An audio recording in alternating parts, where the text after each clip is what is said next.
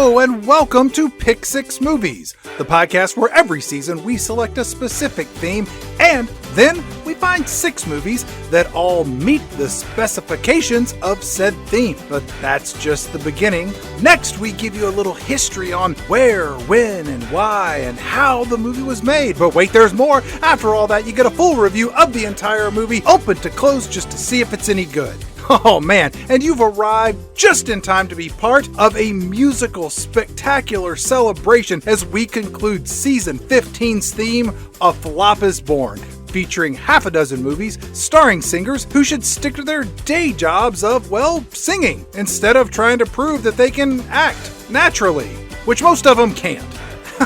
How rude of me. I've not even introduced myself. I'm Chad Cooper. I'm one of the 2 hosts of this podcast, and in about 60 seconds, I'm going to be joined by my lifelong friend, Mr. Bo Ransdell, who's going to give you all kinds of interesting stuff to stick in your head about this episode's featured film. Don't worry, you'll like Bo. He's good people. He's like you and me. Now, this is episode 6, our season finale, and have we got a treat for you. It is the big screen adaptation of the Beatles musical masterpiece, Sgt. Pepper's Lonely Hearts Club Band. It stars not John, not Paul, not George, not Ringo, but it's got a heaping helping of the Bee Gees, and there's some Peter Frampton thrown in for taste, and look, I'm not gonna lie to you, okay? This movie is epically bad. I mean, it is really, really bad. When I finished watching it, I felt worse as a human being for having seen it. But that doesn't mean we can't have a little fun breaking this movie down one scene at a time, right? So let's say we get by with a little help from our friend, Mr. Bo Ransdell, as he introduces us to the cinematic nightmare that nobody wanted to see. It's Sgt. Pepper's Lonely Hearts Club Band. Also, R.I.P. Jim Steinman. I don't care what my co-host says. You are a rock god among men. You'll be greatly missed. On with the show. You can't have a season about music without talking about arguably the greatest rock and roll band of all time, and inarguably the most influential rock and roll band of the 20th century, the Beatles. Unfortunately for us, the Beatles didn't really make a bad movie. Sure, Help has its issues, but it's fun, and it's filled to the brim with terrific music. No, it seemed as if the Fab Four was going to escape. And then it hit us. While the Beatles themselves may not have been in a bad movie, their music has been in tons of bad movies. In particular, in 1978, a movie was released with the same title as the seminal work of the Beatles, Sgt. Pepper's Lonely Hearts Club Band, an album which released in 1967. But how did this happen? How did one of the greatest albums of the 60s become one of the worst movies of the 70s? To answer that, we have to look at the record itself. The Beatles were obviously huge, both culturally and in terms of record sales, but it's easy to forget that they were making music as the world was erupting in revolution. One of the things that makes the Beatles so significant is that the audience growing up with them saw them evolve. While teenagers could groove to Please Please Me and Love Me Do, a few years on and that kind of simple harmony wasn't capturing the flavor of the world around people. Those simple lyrics and chords were being challenged by the Beatles themselves, who grew tired of their own success and the seeming prison of these songs, and they chose to break out. By 1966, the Beatles were frankly tired of being the Beatles. They'd been touring and recording, mobbed by fans and industry people alike. They'd been everywhere in the world, from Tokyo, where their lives were threatened and so they had to be taken to the venues by armored cars, to the Philippines, where they were almost beaten up by guards for not meeting the First Lady of the time, Imelda Marcos. By the time the 1966 tour was done, Lennon said that they could send 4 wax dummies of the band out on stage, and the crowd couldn't have cared less. Paul McCartney said, "We were not boys, we were men, and we thought of ourselves as artists rather than just performers." George Harrison even threatened to leave the band and was only talked down when manager Brian Epstein assured him that there would be no more worldwide tours. And so the Beatles did the unthinkable. They stopped. No more tours, they said, and for 3 months, the Beatles, John, Paul, George, and Ringo, went their separate ways. George was getting deeply into spirituality, so he ran off to study the sitar with Ravi Shankar and get in touch with his Buddhist beliefs. Paul went on vacation to Kenya with friends, while John tried his hand at acting and dove into the world of modern art. It's on those adventures where John would meet the love of his life, Yoko Ono. Ringo took the time to spend with his wife and kids. Ringo, always quietly the coolest Beatle. The band reunited in London after the break, and it's here that the greatest benefactor music has ever known stepped onto the scene. I mean, of course, hallucinogenic drugs. While John, Ringo, and George had all been enjoying the mind-altering effects of LSD for a while, Paul McCartney was the holdout. But in these days of changing cultural mores in the mid-60s, Paul dropped acid for the first time, and it blew his damn mind. After that, 2 things happened. Lennon and McCartney renewed their friendship as John Lennon played a kind of psychedelic Sherpa to Paul McCartney, who was charting some internal geography for the first time. The other thing was, their music took a decidedly trippy bent. Gone were the days of I Wanna Hold Your Hand. Lennon had come back with a song called Strawberry Fields Forever, a song about his worry about the end of the Beatles, of his own changing roles in life, and of a place where as a child, he could hide from such worries, a little garden called Strawberry Fields. It was inspired partially by sweet, sweet drugs, but also Lennon's ventures into experimental electronic music, a passion Paul McCartney joined him in. Separately, McCartney was also bristling at the weight of being the Beatles. On his way back from Kenya, he was wondering if they couldn't release an album under a different name, inspired by band names of the time like Big Brother and the Holding Company and Quicksilver Messenger Service. These Baroque names would allow them to experiment with their music, a whole album of performance from a fictional band, offering cover to the Beatles to just get weird. And so they did. When they assembled again in November of 1966 to begin recording their new studio album, they reunited with new experiences to share. George was deeply invested in the sitar and brought an Indian flair to this new music. John had his own new songs, McCartney had a few of his own, and they all had LSD. While the Beatles were blazing trails with their previous effort, Rubber Soul, the music world had heard and answered. The Beach Boys released Pet Sounds, further pushing harmony and structure in music, while Frank Zappa and the Mothers of Invention dropped Freak Out, an audacious record that McCartney referenced multiple times in the recording of Sgt. Pepper's. And as the recording began, the idea was to assemble music from everywhere in the world under the banner of this fictitious band. No Beatles, only Sgt. Pepper's Lonely Hearts Club Band. And they had no limit on their budget, no release schedule. They were the Beatles after all, and Sgt. Pepper's was one big fuck around. They started with Strawberry Fields Forever, then Penny Lane, then When I'm 64. And then there was pressure from producer George Martin to get a single out. It had been a while since people heard a new Beatles song after all, so they took 2 of the recorded songs and pushed them out the door in February of 1967. The A-side of the record was Strawberry Fields Forever, and the B-side was Penny Lane. It was the first Beatles single not to skyrocket to number 1, and the British press went nuts, wondering aloud in their editorials if the Beatles had finally run their course. Perhaps the world had just moved on.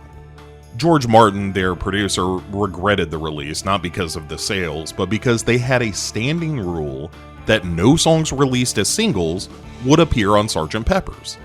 It was of a stripe, an all-or-nothing album, which Strawberry Fields Forever was going to kick off prior to it being released as a single.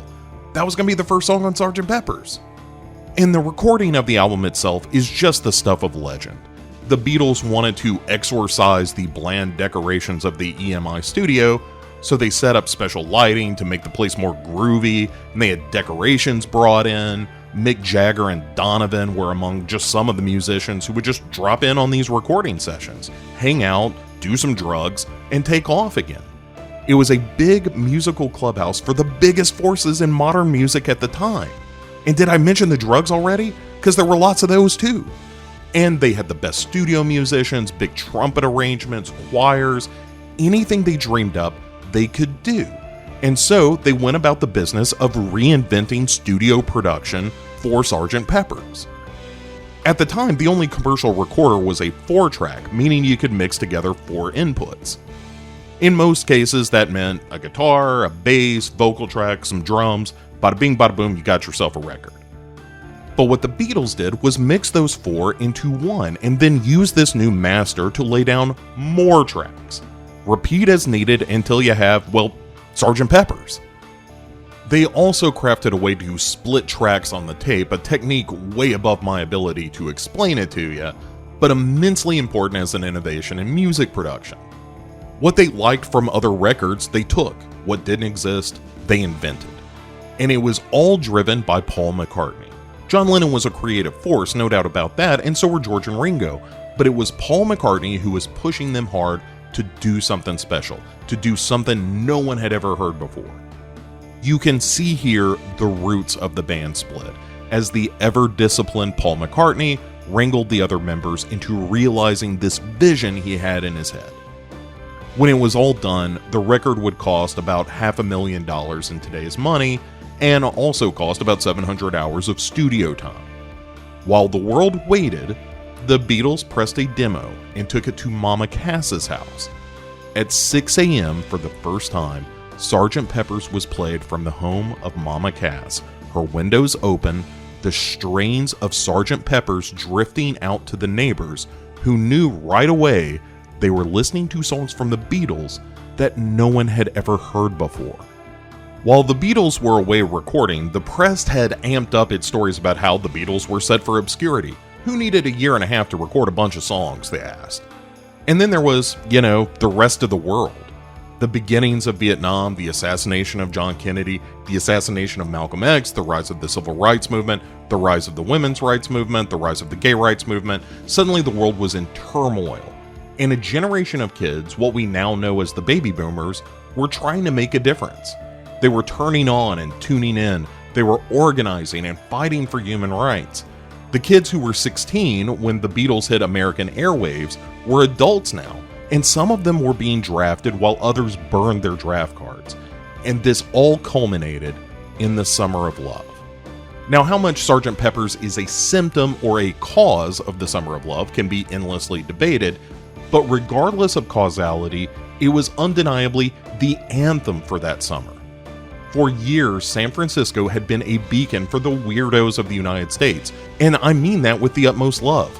Hippies, yippies, burnouts, druggies, flower children, poets, musicians, performance artists, puppeteers, and everyone who wanted to express themselves or explore themselves. They all headed to San Francisco. Jack Kerouac was writing some of his best work there, and the Haight-Ashbury district drew 10,000 people in 1967. A gathering of peaceful revolutionaries and whacked-out ideologues, all gathered in the belief that maybe tomorrow could be better than today. And in May of 1967, the song San Francisco, Be Sure to Wear Flowers in Your Hair was released, popularizing this migration of philosophers and nutjobs to the West Coast. But the Summer of Love wasn't just in San Francisco. That was the epicenter, but the ripples were affecting every part of life in this country. For a moment, in 1967, it felt like there was a tipping point that maybe the forces of peace and love and, yes, dope, were going to rule the day. And it's in this environment that Sgt. Pepper's was released. June 2nd, 1967, here in these United States, Sgt. Pepper's drops. And the Beatles knew they had something special here. McCartney said on hearing news in the press that the Beatles were done, said, "I remember the great glee seen in one of the papers how the Beatles have dried up, and I was sitting rubbing my hands saying, 'You just wait.'" And then it came out, and it's difficult to convey how landmark this release was. A sociologist named Langdon Winter said of the event, "The closest Western civilization has come to unity since the Congress of Vienna in 1815 was the week the Sgt. Pepper album was released. In every city in Europe and America, the radio stations played it, and everyone listened. For a brief while, the irreparable fragmented consciousness of the West was unified, at least in the minds of the young. Others referred to it as a cultural contact high, that even if you had no background in psychedelia, the record could induce an almost drug-like effect. And it was cross-generational. Everyone loved Sgt. Pepper's and everyone was listening to it. There were no singles off the album, so radio stations just played the whole thing. People recalled hearing strains of Lucy in the Sky with Diamonds or When I'm 64 drifting from every window as they passed homes and apartment buildings. It was everywhere, and it was revered as a masterpiece, even in the moment. It was, to paraphrase Hunter S. Thompson, the high watermark of the hippie movement, when the waves crashed against the firmament and began to recede.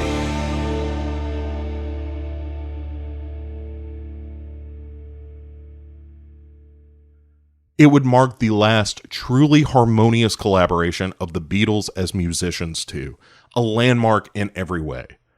And so how, and more importantly why, does one attempt to build a movie around one of the greatest records of all time? The why is easy.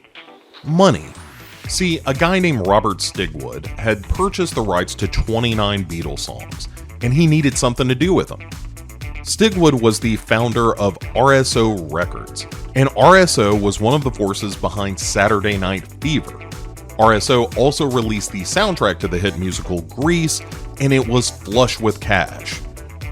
And Stigwood didn't want to be sitting around on all these Beatles songs that he had, so he took these songs to a music critic he liked from the New York Times, a guy named Henry Edwards, and he said, "I want a script for a musical production." Well, now, Edwards had never written a script before, but he spread the songs out on the floor of his apartment, and he tried to weave them together into some kind of magical story, which resulted in a live stage show called Sgt. Pepper's Lonely Hearts Club Band on the Road, an off-Broadway musical that even John Lennon attended. It didn't necessarily break records, but it did well enough to encourage Stigwood to mount a film production of this musical. Stigwood had a relationship with the Bee Gees prior to the movie, who would go on to play Mark, Dave, and Bob Henderson. The Bee Gees are an amazing story unto themselves. Before they entered this story, they had released records, toured, gotten in a public spat with Brother Robin, broken up, reformed, and released a new record, and that's before they ever tried their hand at disco. In fact, it was Robert Stigwood himself who told the Gibbs Boys that they should give up all their ballad singing for some up-tempo dance music. And they did. In 1975, the Bee Gees released Main Course, a record that would feature the disco classic Jive Talkin', and prominently feature Barry Gibb singing in a falsetto, which he rarely used previously, and would become a hallmark of the group. That record was a big hit, and it provided the launching pad for the Bee Gees to become an international phenomenon. But sadly, disco was dying. When the Bee Gees released the soundtrack to Saturday Night Fever on RSO Records, you may recall, it was not only a massive hit, it put disco as a musical movement on life support for a couple of more years. Unfortunately, the Bee Gees were cornering a shrinking market, and if there's anything other people's money has taught us, it's that you don't want to be the band making the best goddamn buggy whips you ever saw. Interestingly, the Bee Gees had also recorded a few Beatles songs in their rise to fame. A documentary came out called All This and World War II, which featured the Bee Gees doing covers of Golden Slumbers, Carry That Weight, She Came In Through the Bathroom Window, and Sun King, some Abbey Road tracks that would find their way onto the Sgt. Pepper's soundtrack too. And so with the Bee Gees in place, Peter Frampton gets the nod to play Billy Shears, the film's protagonist. Frampton is also an interesting musical figure who seemed to have been cursed to only flirt with greatness for much of his early life. Like he went to school with David Bowie, and the two of them had competing bands at the school talent show. When Frampton started a band called The Preachers, it was Rolling Stone's Bill Wyman who produced and managed them. His big early success came with a British band called Humble Pie, which was more influential than popular, but it gave Frampton the green light to work with the likes of Harry Nilsson and Ringo Starr and Billy Preston. And let's take a quick side trip into the life of Billy Preston, who was called the fifth Beatle at times because he was the only other musician credited with the Fab Four. He ran into the Beatles when he was 16 years old in 1962, when Billy Preston was touring with Little Richard. Let me repeat that. Billy Preston was touring with Little Richard in 1962 at the age of 16. Anyway, he crossed paths again when the band recorded Let It Be, and he was so significant in the production of that record, John Lennon proposed making him an official Beatle. And it was Paul McCartney that kind of shot the idea down, not because he had anything against Billy Preston. He said it was hard enough to get the four of them to agree on anything, much less five. Wait a second, where were we? Oh yeah, Peter Frampton. So Peter Frampton releases some solo records, one of which went gold, and he tours like a beast, but he doesn't really get anywhere. And then he releases Frampton Comes Alive in 1976, which featured hits like Baby I Love Your Way, Show Me the Way, Do You Know the Way to San Jose? Wait, scratch that last one. It also featured an epic finale, a barn burner called Do You Feel Like We Do, which prominently featured a talk box, a gadget Peter Frampton was introduced to by Nashville engineer Peter Drake. Unlike his previous efforts, Frampton Comes Alive was released in February of 1976 and would spend the next 97 weeks on the charts, 10 of them at number 1. One historian said every girl was in love with Peter Frampton in 1976, and every older brother wanted to be Peter Frampton in 1976.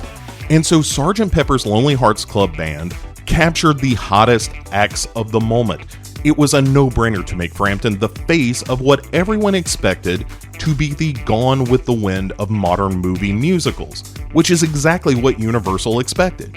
Except that it wasn't. And we're going to get to all that in a moment when Chad gets here, but Sgt. Pepper's got shredded by critics when it came out, despite doing moderate business at the box office.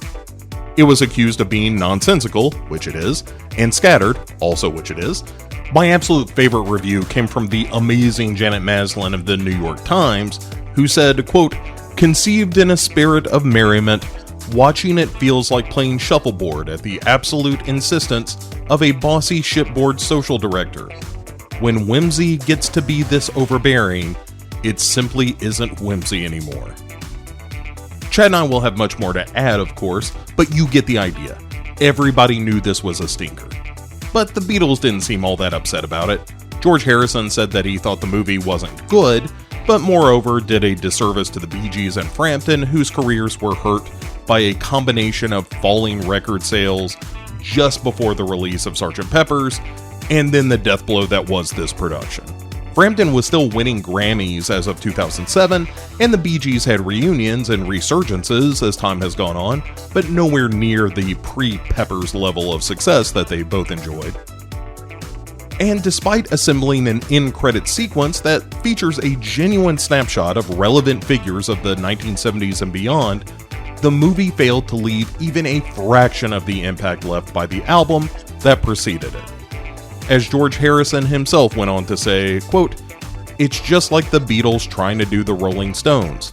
The Rolling Stones can do it better." But enough of the hows and whys, let's get to some what the hells with Chad. Ladies and gentlemen, Billies and Strawberries, it's 1978's Sgt. Pepper's Lonely Hearts Club Band.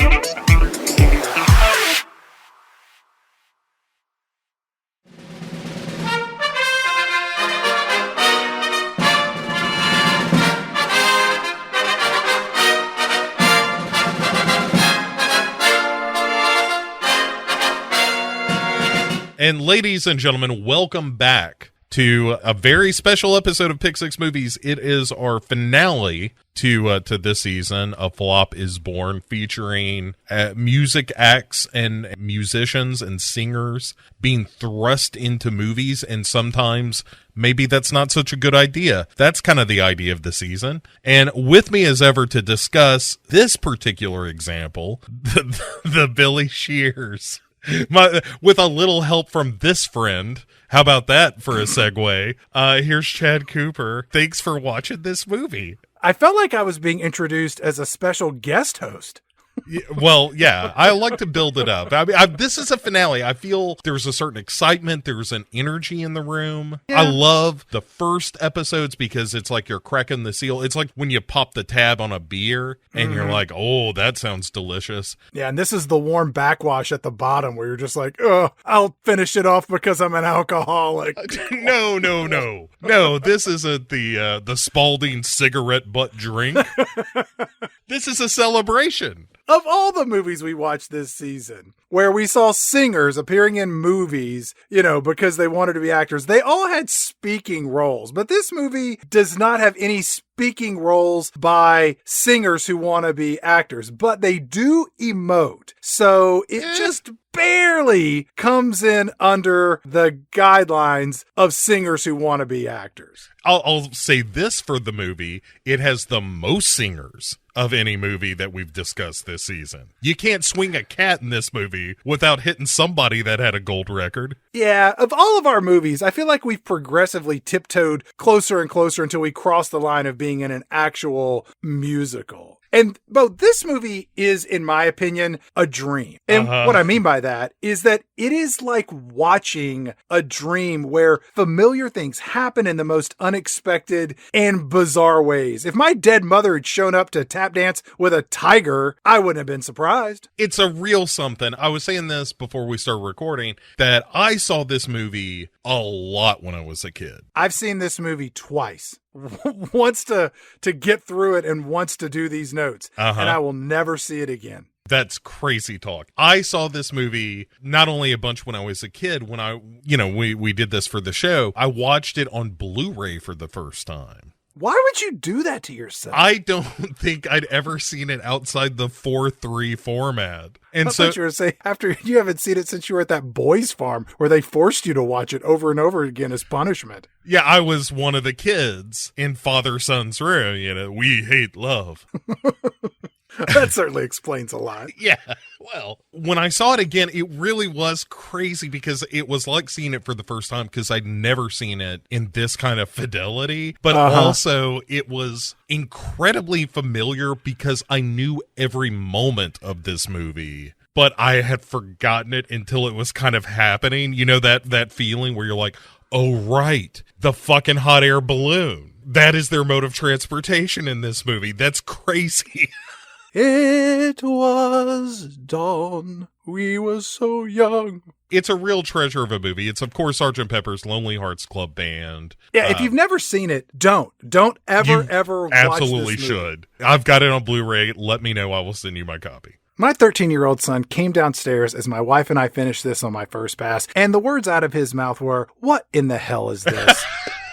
And I high-fived him, and I said, good for you. First of all, that kind of language should not be allowed. Well, he sent me to my room. Get in there. Tomorrow when you come out, you're going to watch The Godfather. You're putting too much garbage into your head, Dad. Garbage in, garbage out. You are going to watch The Conversation twice in a row just to flush this out of your head. Let's do this. Yeah. The quicker we start, the quicker we're done. So we open on the classic Universal black and white logo. Old-timey. Yeah. Like 40s era. And you're hearing kind of old-timey music start to play, and there are explosions going off around the Earth as it spins. Colored fireworks are exploding, which not the weirdest thing we're going to see in this movie, but okay. No, there is one moment where about 8 weird things happen over the course of like 13 seconds, and we'll get to it. Does anything normal happen in this movie? Dougie likes money. So we open on the town of Fleu de Coupe, France in 1918. There, bro. Right there. We got a little joke of a city name. The name is underlined for emphasis. And it's not even a joke. It's not even a pun. It's just like a forced exchange of a known idiom as a city name. And we get the haunting and soothing strains of George Burns narrating this movie. Oh, my God. As he says, the war to end all wars didn't end soon enough. And it turns out, Chad. Oh, yes. Go on, please. That World War I, which you may recall, bit of a tiff. Yeah. Kind of a mess. It was a real pickle, Bo. It was the war to end all wars. Right, but it didn't end soon enough, according to George Burns. So what we did is we took this jackass who played a cornet, Sergeant Pepper his name was, and we sent him and his Lonely Hearts Club Band over to France. Sure, we tried out other alternatives ahead of that. Tanks, guns, mustard gas laced with ox urine, but none of them worked. It was only the melodic tunes of Sergeant Pepper and his Lonely Heart Club's band. And so down the avenue in the middle of this war comes Sergeant Pepper and his band playing a really brassy version of the title song, Sergeant Pepper's, bum, bum, bum, bum, bum, bum, bum, bum, bum. But what song isn't better when it's played by a marching band? Well, every song, really. Except for anything in the movie Drumline. I allow you that. Instead of gunning down these four idiots, both the Axis and the Allies, they just hop up and start marching behind him, kind of like a bunch of kids in a Pied Piper. The Germans are all high and mighty about it. They're like, was ist das? We broke them. Yeah, the Cavern Club. That was us, man. Over in Germany, we found the Beatles. Don't go telling us about Sergeant Pepper. We were there at Ground Zero, man. George Burns goes on to say, for music above and beyond the call of duty, Sergeant Pepper was awarded the Golden Eagle Award. It's something that I just made up that ain't even a real thing. Then, Sergeant Pepper came back to Heartland, which is nestled in a quiet corner of the MGM Studios backlot in Culver City. The big thing, this is the whole theme of the movie, Chad, is he says, the thing that everyone loved about Sergeant Pepper was he never changed from the small-town boy he always was. We was real proud of him. He was our most famous sergeant. We threw a big parade. As he played his music, the world danced. Then we get this time lapse of people dancing to different instrumental interpretation of the song Sergeant Pepper's Lonely Heart Club Band. It's in the 20s and there's flappers. Then there's a jug band version of it. That's my favorite. Hoo, hoo, hoo, hoo, hoo, hoo, hoo. Claw, grab the cat. Hoo, hoo, hoo, hoo, hoo, hoo, hoo, hoo, hoo, hoo. Idiots. It was the Depression, Chad. There's a cow that has a cowboy hat on watching this band play, and it's like, this is a Depression. Where did the cow get this hat? Where did he get the money for it? Then we get a big band version playing during this Gatsby era of economic recovery, and women in elegant gowns and long white elbow-length gloves are dancing with men in tuxedos out in the grass. And then finally we get a Boogie Woogie Bugle Boy version that we didn't know we didn't need of the Sgt. Pepper's theme as we enter into the theater of war once again, Bo, as World War II happens upon us. And one presumes that they ended up solving World War II, partially with Sergeant Pepper's, but also with a couple of atomic bombs. But Sergeant Pepper helped. He helped. And throughout all of these versions of Sergeant Pepper, we see the four young men of the band continually have more and more theatrical white hairspray put on their heads to make them look like old men, even though they're all like 25. Right. They're all the narrator from Our Town in a high school production. Absolutely. George Burns goes on to say, for 50 years, people's feet danced to the beat of Sgt. Pepper's Lonely Hearts Club Band. And to honor someone who made so many people happy, Heartland decided to erect a Sgt. Pepper's weather vane on top of our city hall. It would always point the way to happiness, and Sgt. Pepper assured us he would play one more tune. The big day comes, Chad. Oh, yes. And Mr. Kite, a.k.a. George Burns, comes out of the city hall and is just, look at these old sons of bitches. One more song. Let's hear it, Sergeant Pepper. And the band starts playing. But they're now old men. They're all like 90 years old with beards down to their balls. Yeah, and Sergeant Pepper he gives his little cornet a wave to the crowd, and then he starts playing. Thunk. Fucking dies, Chad. Sergeant Pepper dies in the first 5 minutes of this movie. Then the movie immediately cuts back to George Burns, present day. And he says, oh, well, it's a real shit happens kind of moment. It's one of my favorite things. Oh, well, what are you gonna do? People die, sunrise, sunset. He lived a good life. He ended a war. He had sex with lots of whores. He did opium. We invented a whole award for him. So Sergeant Pepper decides he's going to leave his instruments to Heartland, which can make dreams come true, maybe. As long as they stay in Heartland, humanity will be fine, because they're magic or something, I guess. In George Burns' office inside City Hall, there are these mannequin replicas. They're like this Madame Trousseau-esque life-size versions of the Sgt. Pepper's band, but they're all old men. They're not like the young versions. Right. Of them, Didn't capture them in their prime. Captured them right before they died. Hell, when they put Elvis on a stamp, they asked, do you want young Elvis or old fat Elvis? And people were like, we want young Elvis. We don't want old Sgt. Pepper. Give us the young one and dust his hair a little bit with some of that Christmas snow. We'll be good. Give me the World War II and I'll be fine. Let's compromise at World War II. All of this intro feels like the tutorial of an old school Nintendo RPG, you know? It's like, this is the band. Here are the 4 instruments. They have special powers. Here's how you jump and talk to townsfolk. Oh no, the instruments have been scattered to the 4 corners of the world. You must go and get them back. And you're like, Jesus Christ, am I going to suffer through 10 hours of this synthesized one-note cover of Sgt. Pepper's? I don't think so. Trash can. Not since E.T. the video game has a game been so reviled. This is very video gamey, though. There are mini bosses and a final boss and the whole thing. It's a real something. So after George Burns tells everybody we got all these instruments, and then he left this award, the Golden Eagle that we made up, to his grandson Billy. Because why not? He's the new Sgt. Pepper, I guess. This made his stepbrother, Dougie Shears, very jealous. And you get these 2 kids, and Billy gets the award, and then Dougie sticks out his tongue as Billy, and I'm like, wait, they're stepbrothers? This is a blended family? There's a lot of backstory here that if we wanted to apply some patented Pick 6 movies backstory and fill in the blanks plot, we absolutely could. I firmly believe that Dougie was found on a doorstep.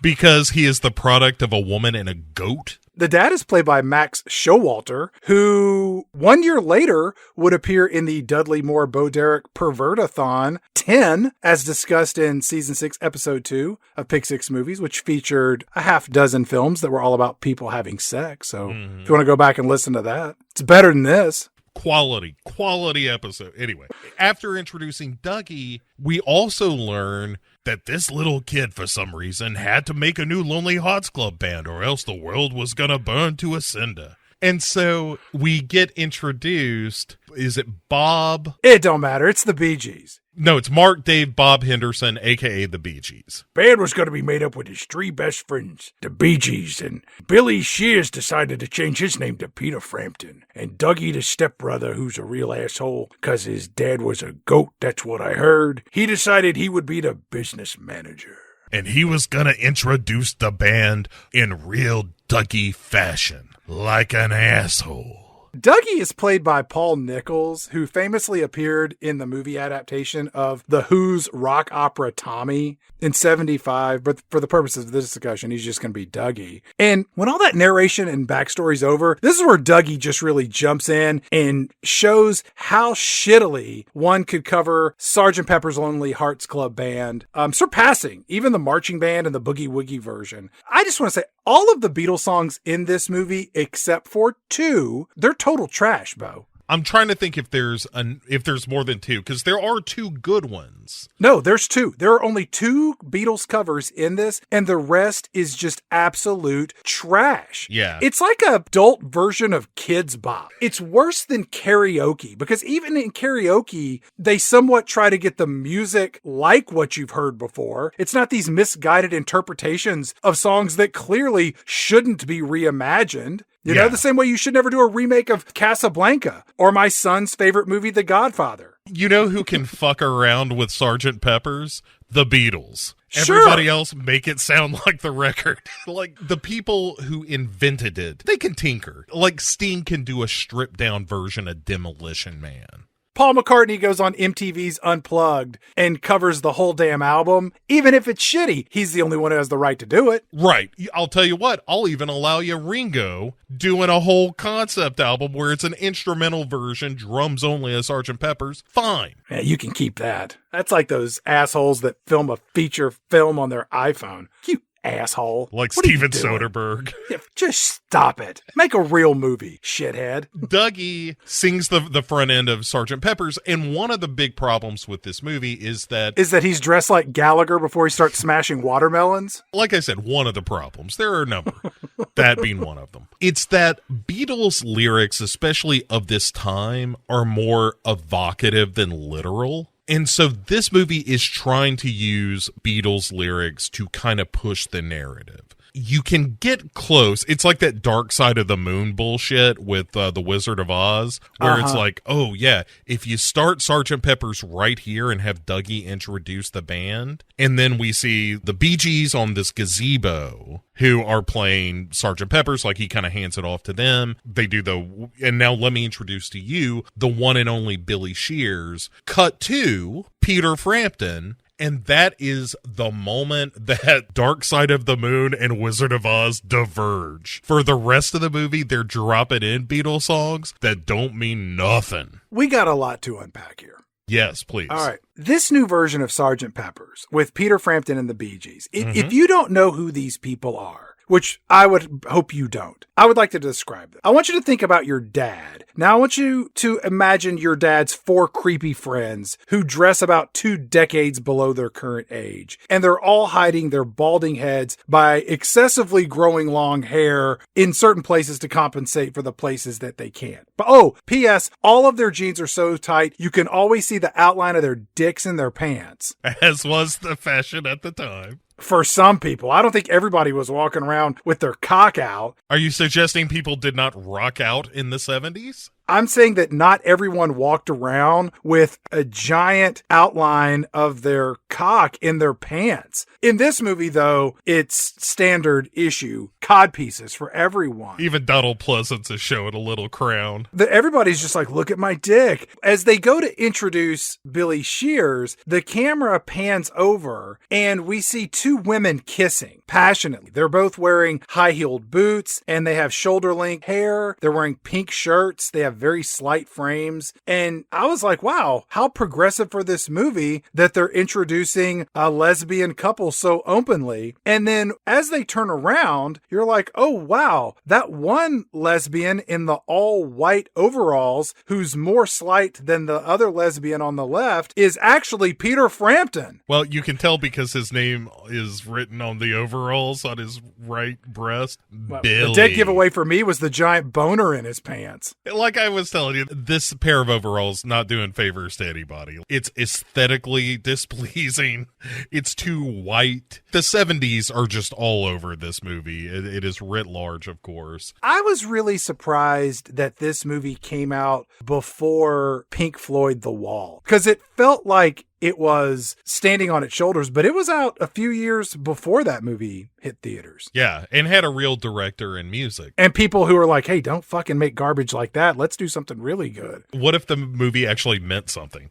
I will say that I like, separately, the Bee Gees and Peter Frampton. I can find things in both catalogs I like just fine. I think Peter Frampton is an admirable figure in rock and roll, has kind of been significant behind the scenes for a long, long time. And How Deep Is Your Love fucking rules. That's a great song. I met Peter Frampton one time. Have we talked about that before? We have. You said he seemed nice. Yeah, he was dressed up like Santa Claus at a child's toy adoption location at a restaurant where I was working. I wish I'd seen this before I met him. Then I would have just looked down my nose at him and said, how dare you, sir? This is how I feel. You don't have to ask, Peter Frampton.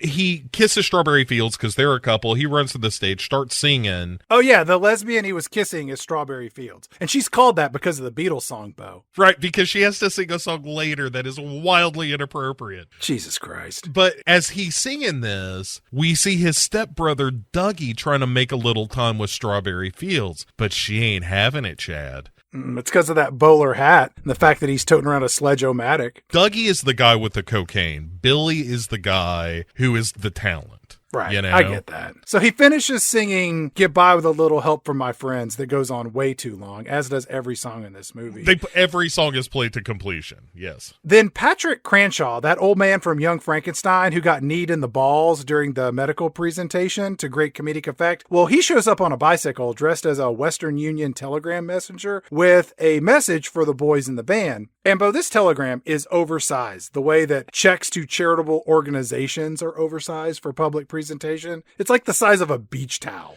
Yeah, it's like they won this telegram on a game show. George Burns narrates, the telegram was for B.D. Hoffler, the president of Big Deal Records, the world's largest, most successful record company, and he wanted to sign the boys to a record deal, and more than likely, it was going to involve questionably consensual sex. The whole setup for this is that BD Records, or BD himself, has heard of them, but never heard a song by them. So the telegram is make a demo, send it to me, and if I like it, then I'll sign you. Okay, I didn't catch that watching it twice, but sure. That's why you have me here, Chad. I'm practically an unhistorian on this film. They jump in this Ford pickup truck with Peter Frampton and Barry Gibb hanging off the running boards like garbage men as they zip off to make their demo, according to you. And George Burns, meanwhile, is like, yeah, big stars from Heartland.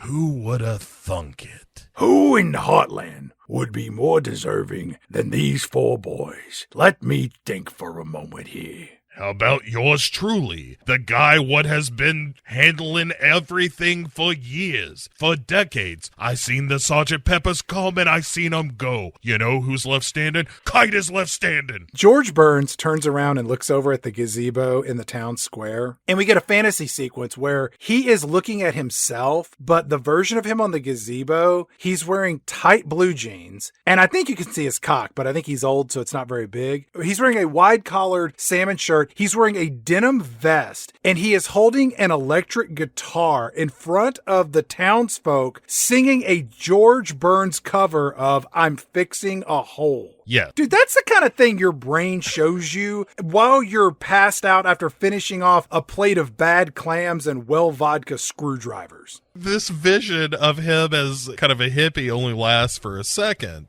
And then he's like, nah, that'd never work. And so, yeah, they cut back to present, and it's just him finishing out the song. With a couple of small girls who are licking a lollipop. I was just glad it wasn't a popsicle. And it's just regular-ass old George Burns singing and dancing with a couple of kids. And that song wraps up. Well, this is the kind of thing that happens that solicits a silver alert when some old bastard wanders away from his assisted living home. One of those iPhone alerts that pops up where they're like, hey, if you see an old guy in glasses singing Fixing a Hole, we're looking for him. We want to get to him before the alligators do. His cover feels a lot like those William Shatner covers, you know? It's not as completely off the mark as Rocket Man, but having George Burns sing a Beatles song is pretty damn close. Speaking of worst interpretations, enter the boys recording their demo at a barn, which seems less than ideal as a place to record your demo. Weird Al Yankovic did his demo of Another One Rides the Bus in a bathroom.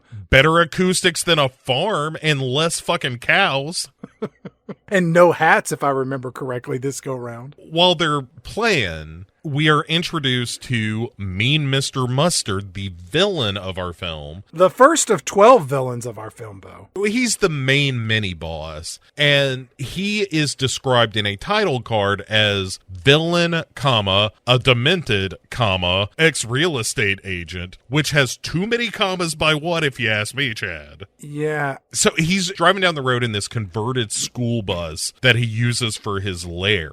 And as he's rolling into town, you see the weather vane that is pointing towards happiness start to turn away. And George Burns is at his desk and like senses a disturbance in the force where he's like, wait a second. He's sitting there reading vintage 70s porno. If it's in the 70s, it's not vintage. It was from the 50s. Oh, it was okay, a lot then of it's thighs and ankles. Now that is just classic erotica, Chad. It's weird how time does that to things. Like, yeah, I like this. This is my favorite one because, in the back there's 2 pictures of a couple of colored girls. Oh my God. And then, after he gets a bad feeling of mojo, he walks over and picks up a billy club that's sitting by his chair in the office. Like, I remember the race riots of 68 in Hotland. They're not going to take me again this time. What do you mean by them, old man? You know what I mean. I don't think I do. I'm going to crack your fucking skull open. Say goodnight, Gracie, you piece of shit. Sorry.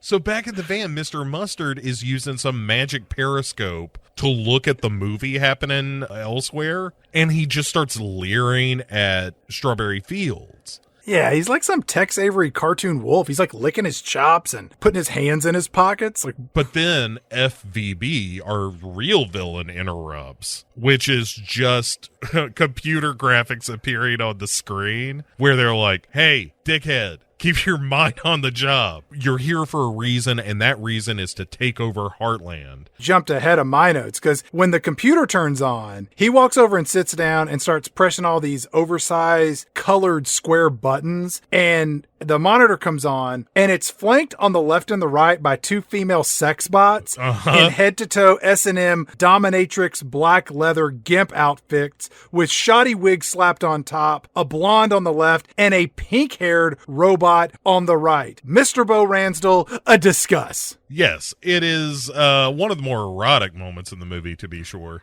And he actually has to punch in. Listen to this, Chad, this middle manager piece of shit, Chad. Mr. Mustard he's a regional manager at best. And he starts punching into the keyboard attached to one of these sex bots' boobs. They're like if Darth Vader had giant breasts and he's punching away on all of those doodad and doohickeys on the chest plate. And so Mr. Mustard asks his boss why. FVB, our villain, is like, listen, yours is not to wonder why. And then we get the mantra of FVB, which is, we hate love, we hate joy, we love money. So this movie's message is one of humanitarianism over capitalism? Perhaps. Yeah. I like the way the robot talks like a 70s robot. We hate love, we hate joy, we love money. Actually, a little bit later, we get to hear him sing, which is just an affront to God and man. I like when Mr. Mustard and the 2 female leather sex bots, they raise up their hands and they make a W, which I'm like, why are they doing that in this film? In the movie Clueless, when you made a W, that meant whatever. I don't know what it means here. I don't know. It's just what FVB loyalists do. This terrorist organization, FVB, that is building an army. Let's go beat another bad guy. Kind of a bad guy. He's just He's a bad dude. BD Records, we meet BD himself, who is Donald Pleasance in a hairpiece. Yeah, remember the guy who hunted Michael Myers in them first 2 Halloween movies? Yeah, that Donald Pleasance. Lonnie, get your ass away from there. Come over here and look at my dick outline in my tight pants. Hey, Lonnie, I've got a band you should listen to. Hey, Lonnie, put your hand in my pocket. I've got a surprise. I'll give you a hint. It's my erect penis. I spent 5 years listening to Sgt. Pepper's Lonely Hearts Club Band and another 10 trying to make sure that no one would ever hear them. I looked into his eyes. There was nothing there, no emotion.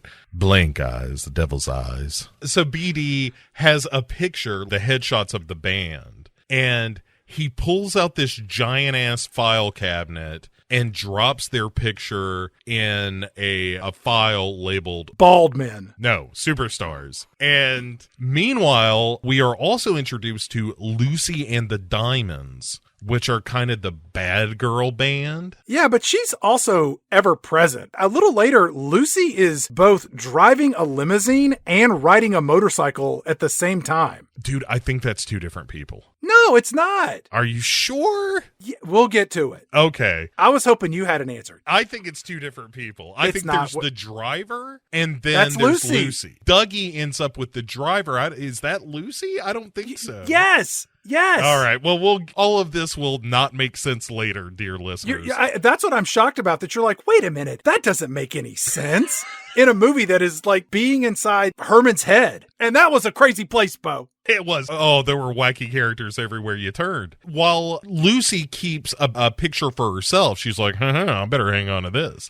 Mm-hmm. And Donald Pleasance then dances uncomfortably with Lucy because he's like a mid-50s British guy. Yeah. It's like any guy over 50 at a wedding, just who had 2 glasses of champagne. Just He's cutting loose, and you're embarrassed for him. Really feeling it, starting to feel like, I'm really glad I came to this wedding after all. Thinking he might be able to hook up with a 19-year-old bridesmaid. Giving him the wink.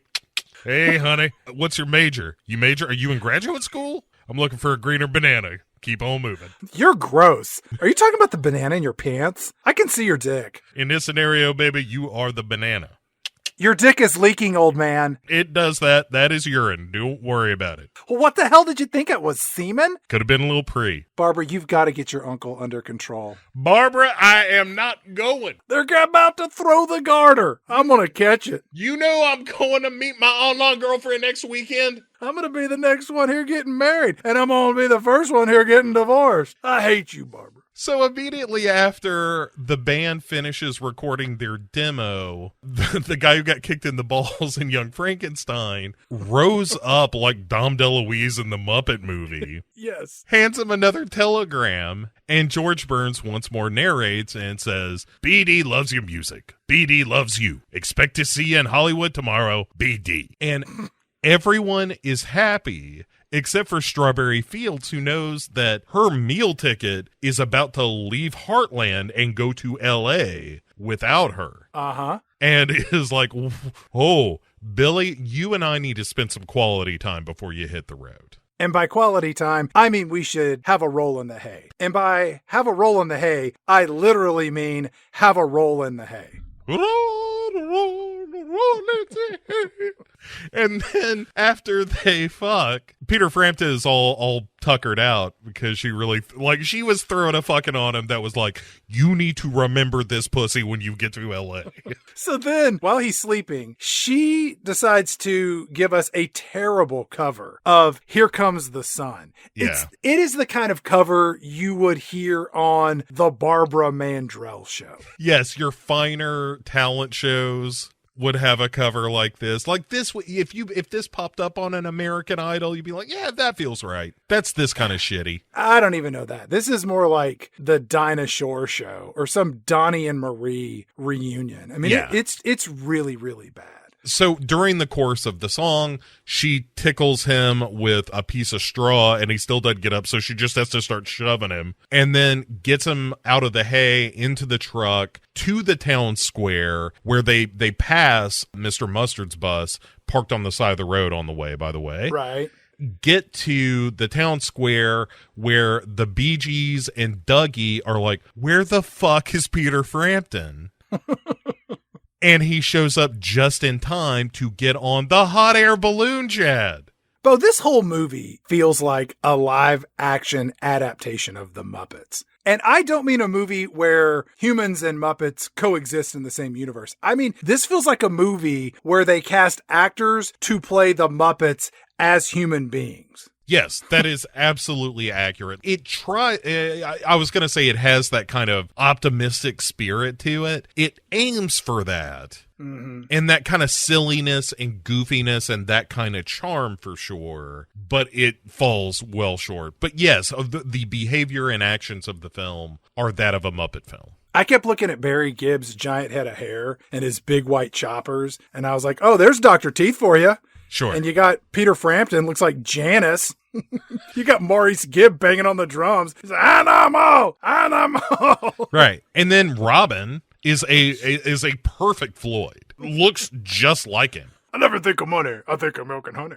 Grinning like a Cheshire cat. Can you picture that? You know, I was thumbing through this script here. Turns out, Peter Frampton, we are on our way to Los Angeles. Oh, wow. How did you know that, man? Why, it's right here in the script. Exterior, day, Los Angeles, City of Angels. I sure hope I didn't get Strawberry Fields pregnant. That'd be a real bummer. Oh, Peter Frampton, you didn't use the rhythm method. That's all you gotta do to keep yourself out of trouble. Yeah, but I play lead guitar. You're on rhythm. Aurora Borealis shining down on Dallas. How's your punch tonight? Can you picture that? Ah, and scene. Can you picture? You gotta see it in your mind. That is a statement of undeniable exactitude. This is a hot air balloon of very heavy-duty proportions. Our hot air balloon flies off into the sky with Sgt. Pepper's Lonely Hearts Club Band. And as they're drifting through the air, a jet plane crashes into the hot air balloon. And instead of killing all of the movie stars, they are magically transported inside the jet, where the band looks out the windows of the plane. And then the camera pans over and we see that the outside door is marked by the owner of the plane, Lao Shay. And Nope. Let me stop you right there, Chad. Not actually Lao Peter Shay. Frampton screams out, "We're not sinking! We're crashing!" I see where you'd get that mix up. No time for love, Dr. Jones. It turns out it's just the BD Records logo, which is a big pig. All right. So we land in Los Angeles. Yeah. We park our little jet in between two big jets for no reason I could discern other than it's an interesting shot. Young Wes Anderson was on the set and they let him do a little cinematography for For a brief moment, the Kinks start playing. Ding, ding, ding, ding, ding, ding, ding, ding, ding, ding, ding, ding, ding, ding. Hey, what are those asshole pilots doing over there? Oh, hey. Oh, wow. Is that Peter Frampton? Oh, wow. Hey, that's the Bee Gees. Oh, wow. How deep is my love? Oh, wow. Wow. It turns out deep. You boys want to read this screenplay? It's called Bottle Rocket. I think I might make it with my friend Wes over here in a few years. Moonrise Kingdom. We is and was the band known as Sgt. Pepper's. We get into one of the worst covers. I mean, we talked about the dizzying highs we'll get to later, but this is truly one of the shittiest of the film, where we lapse into I Want You, subtitled She's So Heavy, already kind of a shitty Beatles song in terms of the Beatles catalog. Agreed. Made worse by this movie. Made a million times worse by this, because this song is the backdrop to BD Donald Pleasance telling them, like, Michael, I want you. I want you so bad. It's driving me mad. He's singing this to the boys. The driver, aka Lucy, I guess. It has to be. I don't know that I totally agree with this, but we're going to go with it. So Lucy sings to Billy, or to Peter she Frampton. sings to Frampton. Right. She's like, I want you so bad. So Donald Pleasance kind of wants to fuck the band. She wants to fuck Peter Frampton, but then Dougie is like, nah, I want you. I want you so bad, baby. Everybody's making fuck eyes at everybody. They just got to Los Angeles. But then Lucy and the Diamonds roll by on the back of a bunch of motorcycles. And you know it's Lucy and the Diamonds because they're all wearing jackets that when they go by the car spell out Lucy and the Diamonds. Yeah. On the back of the, like, every jacket is one word, which is a really precise move. Because you fuck that up and it's like, look, it's Lucy and the Diamonds, not Lucy and Diamonds the Sherry.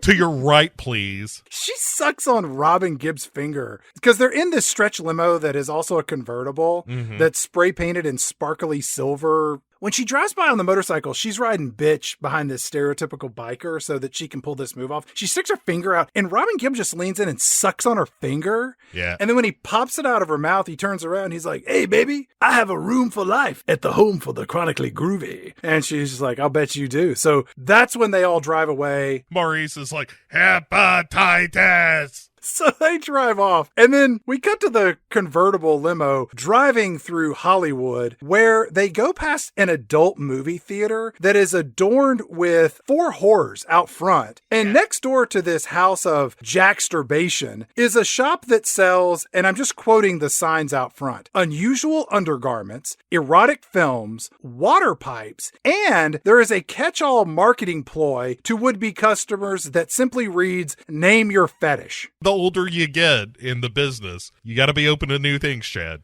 You're not getting by on looks alone. Bo, you want to talk about the top sexual kinks during the COVID-19 lockdown? Oh, yeah, please. So at the top of the list was virtual sex. Is that a kink? Okay, fine. Sure. All right. Which I'm like, that makes sense. People were at home. Next was domination and submission. Sure. I get that. You're home with your significant other. Somebody's going to start dominating somebody. Hey, 50 Shades of Grey. We covered it right here on this show. It's a very popular thing. Yeah. Following this on the list was orgasm control. Okay. That a kink? That just sounds like standard operating procedure for most dudes. It just means you can't jerk off. That's the whole control part of it. Oh, I thought it was just hold. No. It's like, I think it's a hands-off kind of scenario. Oh, okay. Following that was bondage, which I'm like, you're locked up. Things happen. Uh-huh. Next was anal play, alone or in pairs, perhaps on the stairs. It makes a stinkity sound. You need some lube or it's gonna be rough, dude. Everyone knows it's stinky. Age play. Is that where you pretend to be older or younger than you are? I mean, it's got to be younger, right? Nobody's going old in that scenario. No, show me how I've got to change your colostomy bag. Oh, that is hot. All right, now act like you've got dementia and don't recognize me. Talk to me about how you didn't save up enough money for retirement. Following this is a foot fetish. Boring. The next was role play, which I was like, how is that different than age play? Age play is role play, but not all role play is age play, right? Maybe age play is where you lie about your age. No, I'm 21. I swear, officer. Voyeurism followed that. That's just looking out the window to see what's happening next door. Or maybe listening to your neighbors have sex. As far as kinks go, this all seems like real weak sauce. Well, it's the most popular ones during COVID-19. Right. I want to hear like the middle 12. Those are the weird ones. Did I ever tell you one time I was in the W Hotel in Beverly Hills, and because of the time difference, I had to go to bed early because I was catching an early flight back to the East Coast, and the people in the room next to me were having really loud, violent sex, and it woke me up, and I mean, it was a marathon session, so I decided to just get up, take a shower, and like catch a cab to the airport so I could get there early because I couldn't sleep because these two were having a hell of a lot more fun than me. And then I went and I got in the shower, and I'm taking my shower, and then the two people that were fucking in the bed, they decided to move to the shower. So, Bo, they were fucking in the shower, and I'm taking my shower, and like the proximity of my naked body, the wall, and these two other people that were fucking, it was so incredibly uncomfortable. Erotic. Oh, sorry. Yes. And if you were at the W Hotel doing all those things, hello, it's me.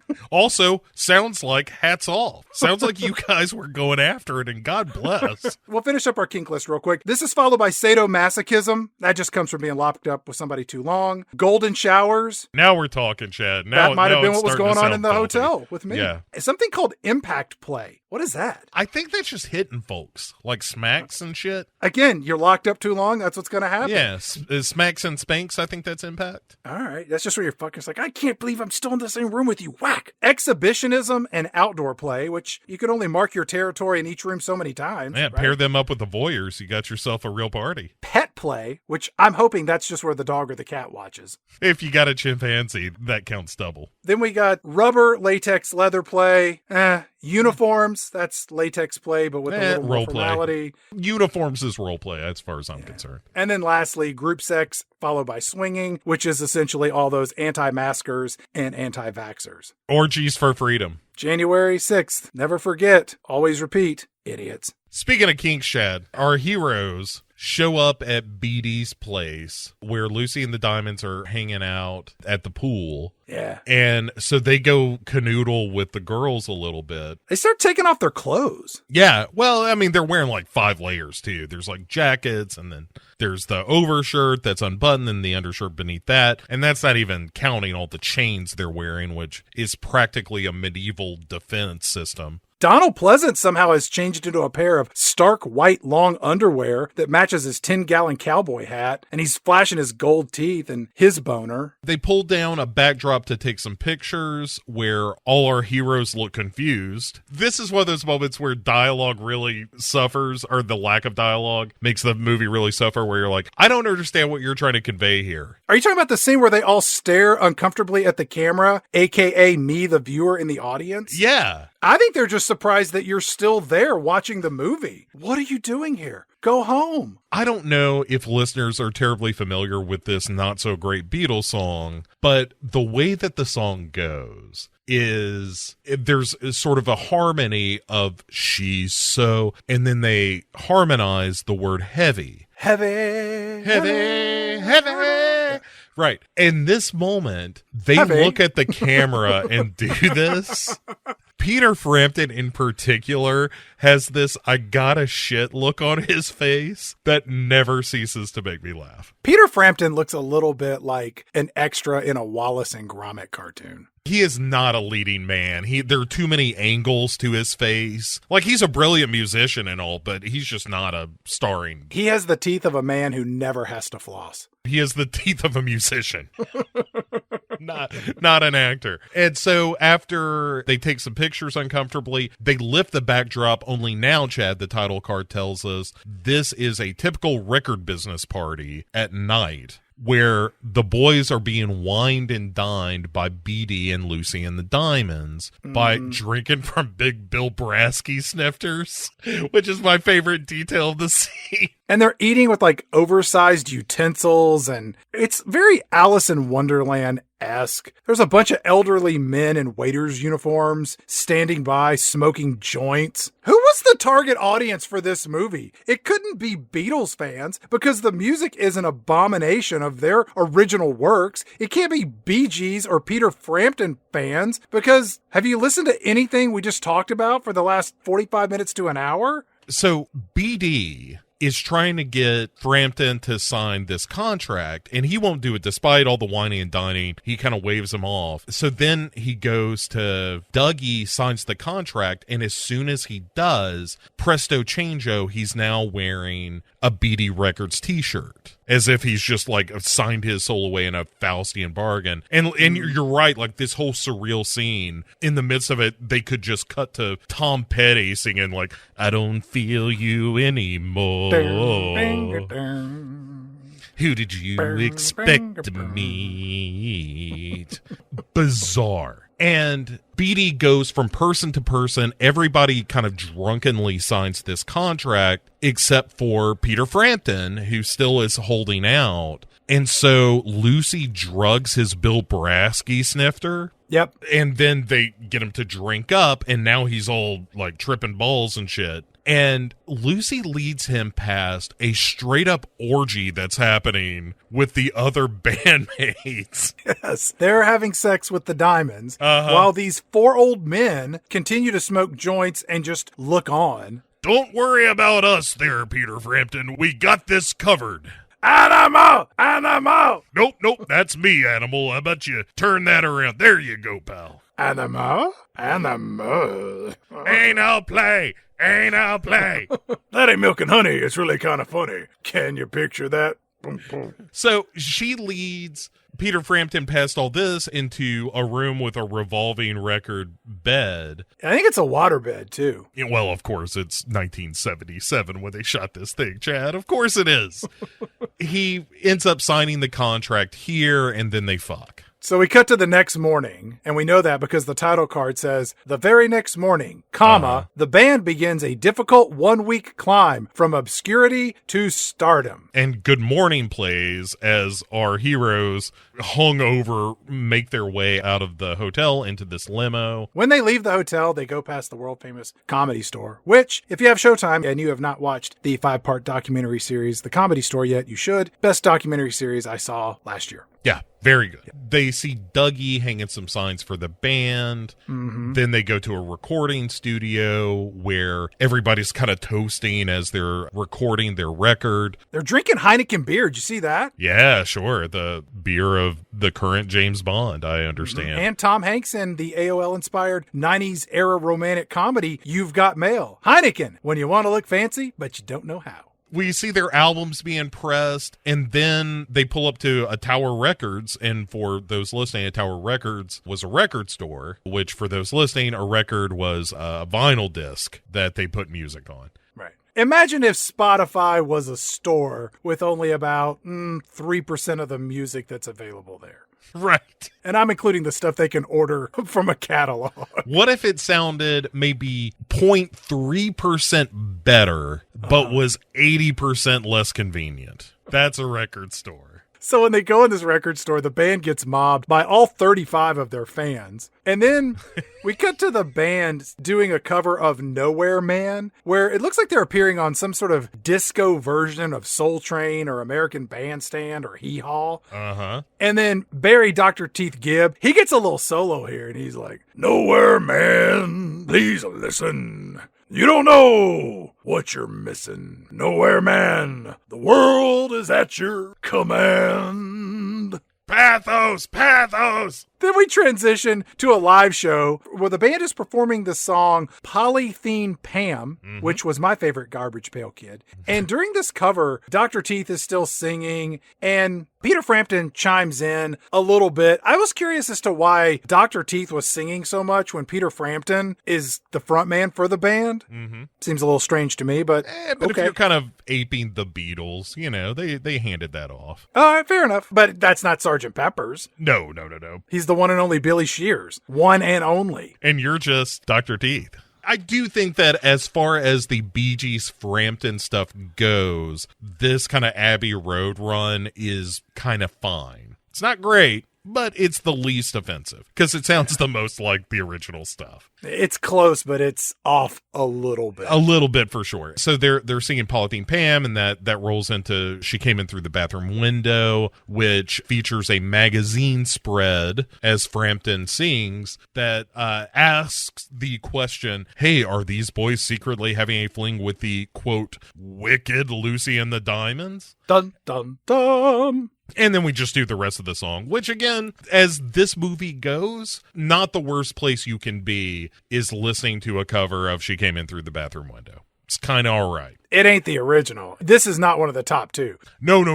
I did not give it a pass. I was just like, this is just reminding me of a better version of the song, but move along. During this cover, they're still appearing on TV, and we cut back to the hometown where everybody in Heartland, USA is watching the TV special, and they're so proud of the local boys, What Made Good. And Strawberry Fields gets kind of sad, and she heads up to her bedroom, which looks like a stalker shrine to Peter Frampton, overlaid on top of that pink bedroom from Stay Away Joe, where Elvis almost committed statutory rape on a simpleton. Yeah, I recall. You know, he committed statutory rape in real life. Well, sure. It was a different time, Chad. It was the 60s. Like, Jerry Lee Lewis was a hero. Just worth mentioning, anytime that Peter Frampton and Strawberry Fields are together, or we are in a moment where one is thinking about the other, their kind of love theme is the long and winding road. So you hear that kind of strains of that under the scene. Then she, after she looks at her shrine, we get a meanwhile across town. And Mr. Mustard is hanging out in his bus. Dude, he's naked getting a massage by his leather female gimps in their black leather bodysuits and full head hoods. Awaiting orders from FVB. They're massaging him. And this is where we get this abomination of the robot singing Mean Mr. Mustard.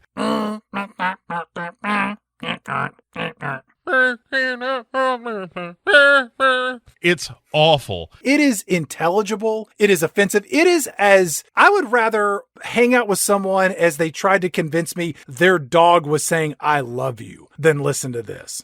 It's really bad, and the Bee Gees actually are the ones singing. It's just highly digitized, but it's awful. This is the reason that the Polythene Pam, She Came In Through the Bathroom Window stuff doesn't bother me as much, because you then hit something like this that is truly like hold your nose terrible. There are worse songs in this, Bo. There are worse covers later. There are, but this is pretty fucking bad. It's definitely on the bottom of the rating scale of what they did to fuck these up so bad. For me, this is a bottom 3. A mean old man? Yes, a mean old man. And you're like, oh, God, this is all wrong and terrible. And then they get orders to steal the instruments, right? FVB chimes in. Yeah, the computer guy or thing. Yeah. We don't know what it is yet. Not yet. That's why I'm saying FEB to be mysterious, Chad. And the weather vane starts to go squirrely again. We get a message where Mustard and his pal Lurch,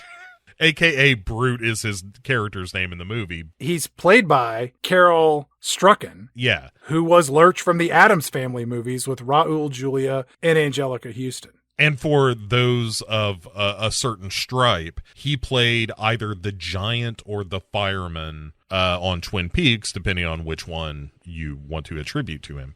You know, there are certain people you see in movies and television, and you just know that they were on Twin Peaks. You know what I mean? You see a guy, and somehow the tips of his fingers go past his kneecaps. You're like, he was on Twin Peaks. Right. Some point, God bless him, David Lynch saw him somewhere and was just like, him! I need that guy for the movie.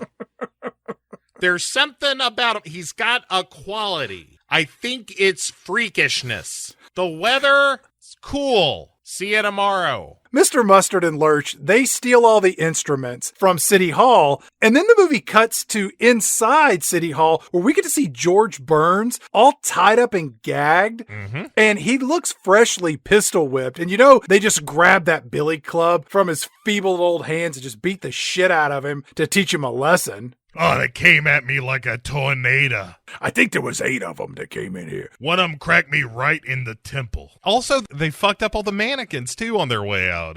Yeah, they kicked them all over and made a real mess of the place. We get back inside the bus, and the FVB computer tells Mr. Mustard that he should take the coronet to Dr. Maxwell at the Dr. Maxwell Institute, take the tuba to Father Son at the Temple of Electronic Cosmology, and to bring the saxophone to me, FVB, and you can just keep the drum because we don't have time for another mini boss. Yes. And the bus then rolls by the farmer's market in Heartland. And on the back end of it, it has turned into a hive of scum and villainy, Chad. Some amusement area. And there's a title card that says, Heartland's Darkest Hour. Yeah, as soon as they take the instruments, the whole city immediately goes to shit. The video game arcade, and there's a bunch of whores and perverts in there. Yeah, it's just Times Square. Well, Times Square, circa 1970, whatever year this is. Yeah. There are prostitutes in this town immediately that reach into their own vaginas and pull out oversized dollar bills to give to their pimps. And then Lurch comes along and takes money from the guy running the video game parlor and from the pimp, only to get that money taken away by Mustard, who's like, I'm running everything here. The town hall gets sold, which I'm like, I thought Mustard was a former real estate agent. Apparently he bought the whole town or something? I don't know. The gazebo in the middle of the town hall gets replaced with a giant hamburger that has mustard squirting out the sides. It looks like a landing location in Fortnite. The whole town square looks totally shitty. And then he looks at the camera, Chad, as the song goes, a dirty old man. And he goes, dirty old man? And the robots go, dirty old man. And he goes, yes, a dirty old man. Ugh, God. I don't know who this movie is supposed to be for. I guess people like us that just want to hack on it for a couple of hours. Strawberry Fields has had enough. She decides to leave the town and to go get help from Sgt. Pepper's and his Lonely Hearts Club Band. So she leaves her home, which is under surveillance. And the 2 leather fetish sexbots, they wake up on the bus and they sing a robotic version of She's Leaving Home as Strawberry Fields exits her house to go get help. And Mustard, he's sleeping over on the couch, snoring like Shemp. And then Strawberry Fields, she passes the Mustard Hotel that, according to the sign out front, rents by the hour and has adult movies and, of course, water beds. That's for all the whores in town. It's right. Really just a WeWork business model of the 1970s, but for whores and guys that pay for sex. The town economy has shifted dramatically, very quickly, towards a prostitute-based economy. Strawberry Fields heads to the bus stop. Sidestepping some homeless people on the way, Chad. Oh my God, there's all kinds of hobos and drunkards in this dystopian future. Looks like Hill Valley from that second act of Back to the Future Part 2. And so she hops the bus to Los Angeles. And meanwhile, the robots are trying to wake up Mr. Mustard, and they're like, hey, the girl that you like, she's leaving. And they can't wake him up, so one of them has to just pick up a cane, and here's your impact play, Chad. Just whacks him in the head a couple of times to wake him up. Though this town is under crazy surveillance. They have cameras on every street corner, every bench, every doorway, every streetlight. It's like the Truman Show. Or London. Yeah, that's right. Why is it such a big deal that Strawberry Fields is leaving? What does that matter? Because Mustard is horny for her. He's like, ugh, she will be mine. Maybe he's building that hotel with the waterbeds and the porno and the... I thought you would like this. I only wanted to make you happy, Strawberry Fields. After Mustard wakes up, he gets all alerted, so the movie cuts to the driver's seat of the double-decker bus where Lurch is sleeping, and then a boxing glove on a retractable spring punches him in the face to wake him up, and behind Lurch in the cab of this bus are all manner of black and white photos of boxers, not the dogs, like fighters with gloves. He's a former boxer. Lurch is? Yeah, almost certainly. Okay. This is Pick Six Movies fan fiction, but I'm pretty sure. Okay. He's 8 feet tall. How could he be a boxer? Does he just get him on reach? Yeah, just pure reach. And he was also, because he's not super bulky, he was actually, Chad, a featherweight. And his arms were longer than most of the other people.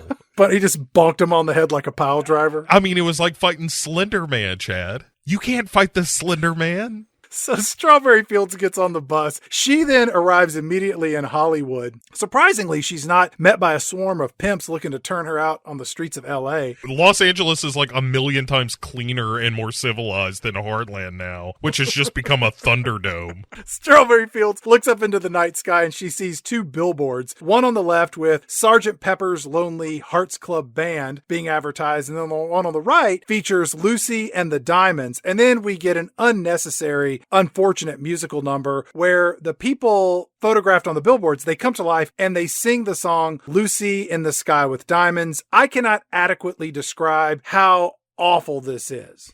It's not Mean Mr. Mustard level for me, but it's real bad. Because it's such a good song, and this is such a terrible adaptation. Yeah. Also, it was nice to see just how balding 2/3 of the Bee Gees are in this movie during this scene. And Peter Frampton ain't fooling nobody with that mullet and those bangs. He's going bald, too. Barry Gibb's strutting around there with this lion's mane, showing off. Yeah, he's peacocking. Maurice Gibb, on the other hand, there's one moment where, like, as the billboard is coming to life, Lucy and the Diamonds get all sexified with their outfits. Yeah, their clothes continually get sexier and sexier until they're like showgirls from Vegas. There are individual shots of the Bee Gees turning to see, like, oh, look at the sexy ladies. Boom! Maurice Gibb does this turn and this half smile, Chad. That is one of the one. Dude, it is one of the most uncomfortable smiles ever committed to cinema. I go back to my earlier description of think about your dad and his 4 creepiest friends. This is the smile a dude throws at like a 16-year-old who just comes walking through the room. Right, in a bathing suit, like, I'm on my way to the pool, and he's just, hey, how old are you? 16, you say? Oh, God, it is. I love it, Chad. I love this smile so much. It's one of those moments in movies, like, this should never have been allowed to happen. The fact that this is what they were like, that's as good as it got. That's as good as smile. That's the shot you're going with. That's all we had. We have 37 takes. 36 of them are worse than that. If I may, Chad, one of the arguments for this being one of the worst covers of this movie is that it features a really 70s trope of in the song when they're like, Lucy in the sky with diamonds. You hear background singers go, talking about Lucy. Oh no, that is not how that song should go. It sounds like something that you would expect to be coming out of the mouth of like Dionne Warwick or Judy Collins. Or being on Family Guy. It sounds like a parody of someone covering Lucy in the Sky with Diamonds. This ends, thankfully. Down on the streets, Strawberry Fields, she snaps out of her delusional musical haze, and then the billboards have magically returned to their normal inanimate state of rest. We cut over to the recording studio, and Robin Gibb is singing a lounge version of the Beatles' Oh Darlin' for no real reason. And Donald Pleasance, a.k.a. BD, he's snuggling the cleavage of Lucy, who's wearing, I think, a red bathrobe. As was the fashion of the time, Chad. 1978, anything was allowed as long as it was lame, spandex, or... You could see your dick. Or satin. Oh my God, we love satin in the 70s.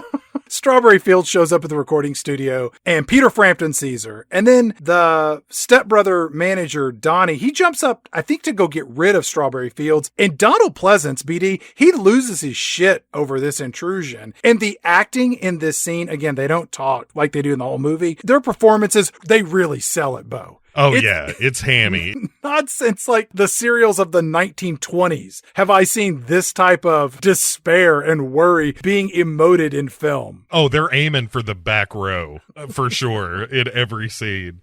Billy, aka Peter Frampton, sees outside the glass of the studio where they're recording all of this going on, and he's like, "Hey man, that's my woman." And so he runs out to see what the fuss is. And then again, there's just a completely silent conversation between the two of them where I think the dynamic is, hey, there's something going on back in Heartland. What? Some really fucked up shit. You gotta come back where Biff is corrupt and powerful and married to your mother, and in which this has happened to me. At this point, Peter Frampton is like, well, we got to get everybody else involved. He runs into the studio, grabs Maurice Gibb, then Barry Gibb, and then they all take off with Strawberry Fields, leaving poor Robin Gibb to keep singing without any accompaniment, sounding like a real asshole. But then they come get him. Yeah, they come back for him. And then BD rubs his head to the point that his hairpiece almost comes off. That's funny. Remember when toupees were hilarious? It was always a thing like yanking people's hair off, you know? He's got a toupee. Yoink.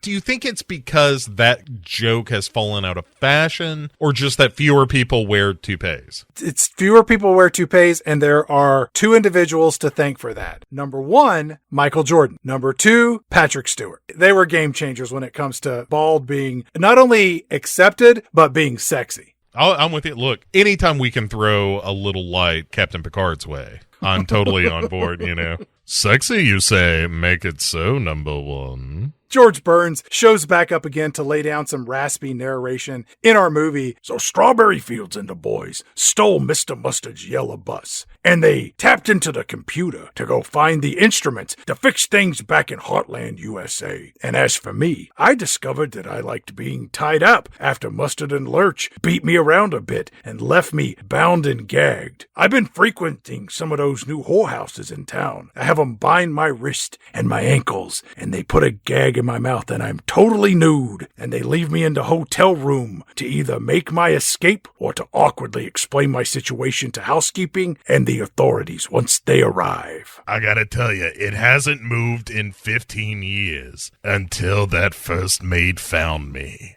On the bus, the boys in the band, they go to the computer and start banging away, but Peter Frampton is the one who's taken with the leather female gimp bots. Yeah. And they turn on the computer, and the computer says, "Go to Dr. Maxwell to get the clarinet." And then George Burns jumps back in, and he says, Dr. Maxwell was a small-time quack who became a big-time specialist turning old corrupt people into handsome young people. Did I also mention that I am into bondage and pyro S&M and a little light anal play? You see, after I get tied up, I like being pegged with one of my Monte Cristos, and then the whore lights the tip of my cigar and she leaves the room just to let it burn. I either get myself free or my stogie burns my tuchus. It's a real win-win for everyone involved. Unless I fart and it burns down the hotel, but that's why businesses have insurance, am I right? Anyway, back to the boys in the band. I call it the Eye of Sauron. I got two in the chamber. Boop, boop. And so, Chad, welcome to rock bottom in this film. yeah, This is really the moment where you realize, to quote Robert Redford once more, all is lost. Steve Martin is introduced as Dr. Maxwell. As you said, George Burns describes him as a sort of a corrupted plastic surgeon of sorts. And he sings Maxwell Silver Hammer, and it's the absolute worst. It's one of the worst things that's ever happened to me. it's such a waste of his talent. I mean, Steve Martin is the, if not one of the greatest comedic geniuses of our lifetime. And in this, he's hamming it up, and it feels really fresh off of King Tut. And here's the problem with this performance, in my opinion. Nothing about the song or the premise of what's happening in the movie is funny. And Steve Martin is trying desperately to make it funny. It's a song all about murder and mayhem, And it's kind of a darkly funny song, but it's being played broadly and also trying to, it's like I said at the beginning, like you're trying to make these songs kind of forward a plot when the songs are largely nonsense to begin with. And just to describe the set, the walls are lime green tile. There are these wild posters that are advertising plastic surgery like ass replacements and nose jobs and stuff for $500. And there are these conveyor belts that are moving old people in and old people out. It's kind of like the Sneetches. It's the kind of place that a Joe Banks would quit. Oh, absolutely. There are these conveyor belts of old people coming in. Steve Martin is collecting money from them as they come through. And then he has this special magic hammer, the Maxwell Silver hammer of the song, I guess. Well, you have to have that, Bo. It's in the title of the song. It's right there. And it zaps their brains and kind of brainwashes them, I think. You're reading way too much into this. Yeah. But it also makes them younger, and they have scout outfits on. Yes, they're dressed like Boy and Girl Scouts. At the end of this nonsense, Strawberry Fields, she gets her hands on the clarinet and hides under a table while Peter Frampton and Steve Martin have a lightsaber fight. Yes. With electricity flying through the air, while the Bee Gees beat up Candy Stripers.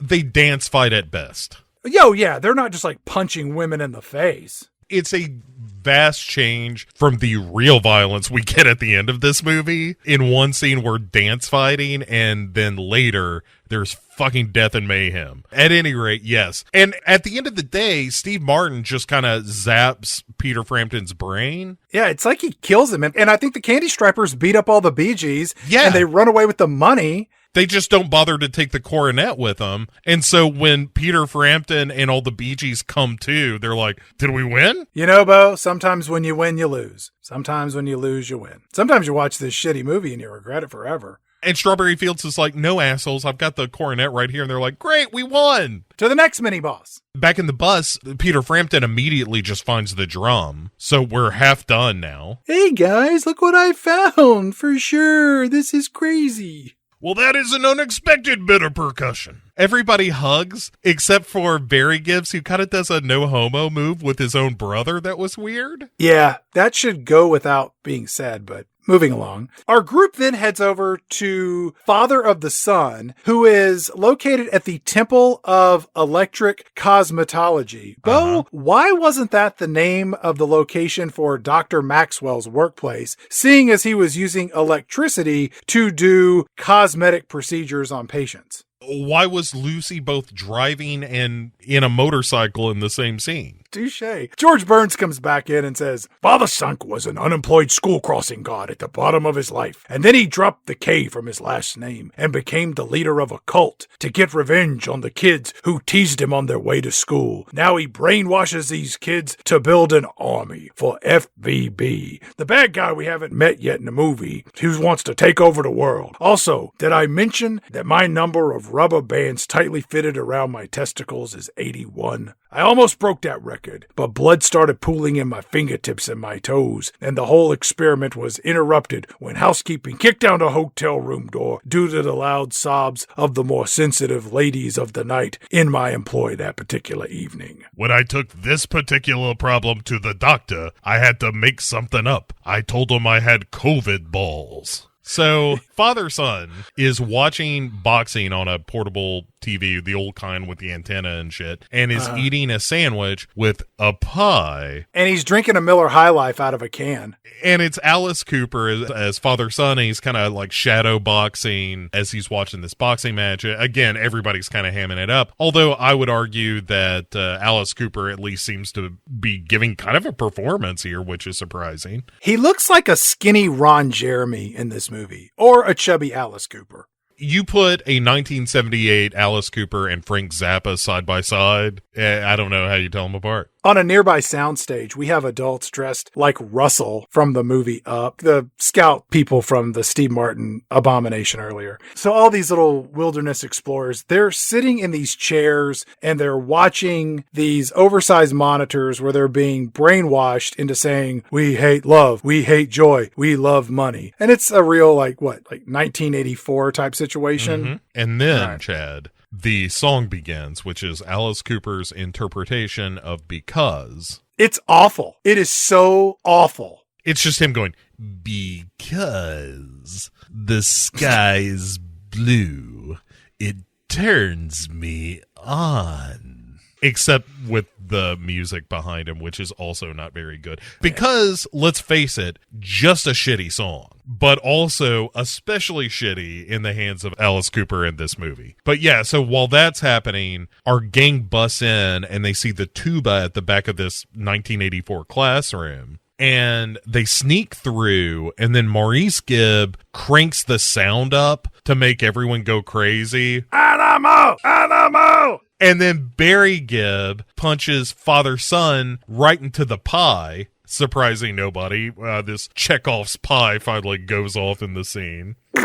Then Peter Frampton, for no discernible reason I can find, just grabs a bunch of electric shit and gets shocked. Off of a power supply box. So they grab the survivors of this encounter, grab the tuba and Peter Frampton and head back to the bus. They leave the pie. Because father-son lifts up it for a second as they're leaving and then just falls right back into the pie because that's hilarious. Back on the bus, George Burns narrates, "Could Peter Frampton survive getting electrocuted by 10,000 volts? I once had an erection take 20,000 volts while high on PCP in Juarez, Mexico. That was the first night I tasted the blood of a dead person that I didn't murder myself. But that's another story. Peter Frampton was knocked unconscious, and it turns out that only the power of true love could revive him." And so Strawberry Fields sings a song called Strawberry Fields Forever and then cries a bunch. That's appropriate. The thing that's frustrating, this is really the height of, this song is not about this. This doesn't make any, this is not a love song. Did you like that during her singing, we see that Peter Frampton is in this fevered state, and it flashes back to scenes earlier in the movie, including all the orgy sex that he had with Lucy in the Sky with Diamonds. But instead of seeing Lucy, he sees Strawberry Fields' face in place of her face. And then he wakes up and they hug and sing for a couple of more painful verses. It's very weird. I can't explain this. I don't know what any of that is about. Yeah, that you just pretty much summed up my review of this whole movie. So Peter Frampton, of course, wakes up because of the power of love. And then Maurice Gibbs bangs some shit around. Animal! Animal! He starts punching the computer. Yeah, because he's frustrated. And the console starts throwing sparks, and then the robot's powered down. And George Burns comes back in and is like, well, with the computer busted, our heroes have no way to find the last instrument. And back in Los Angeles, BD was losing his cool because he had to cancel a lot of dates that the band had scheduled. While they were off to have, I don't know, an adventure, I guess. So Dougie, the stepbrother, comes up with a plan to have a benefit. Wait, am I getting ahead of myself? No. This is exactly right. Because George Burns just keeps on talking. He's like, and so rather than, advance the plot, how about I just tell you that Dougie had an idea to save everything. We're going to have a big benefit in Heartland. I'm really going to miss those whores.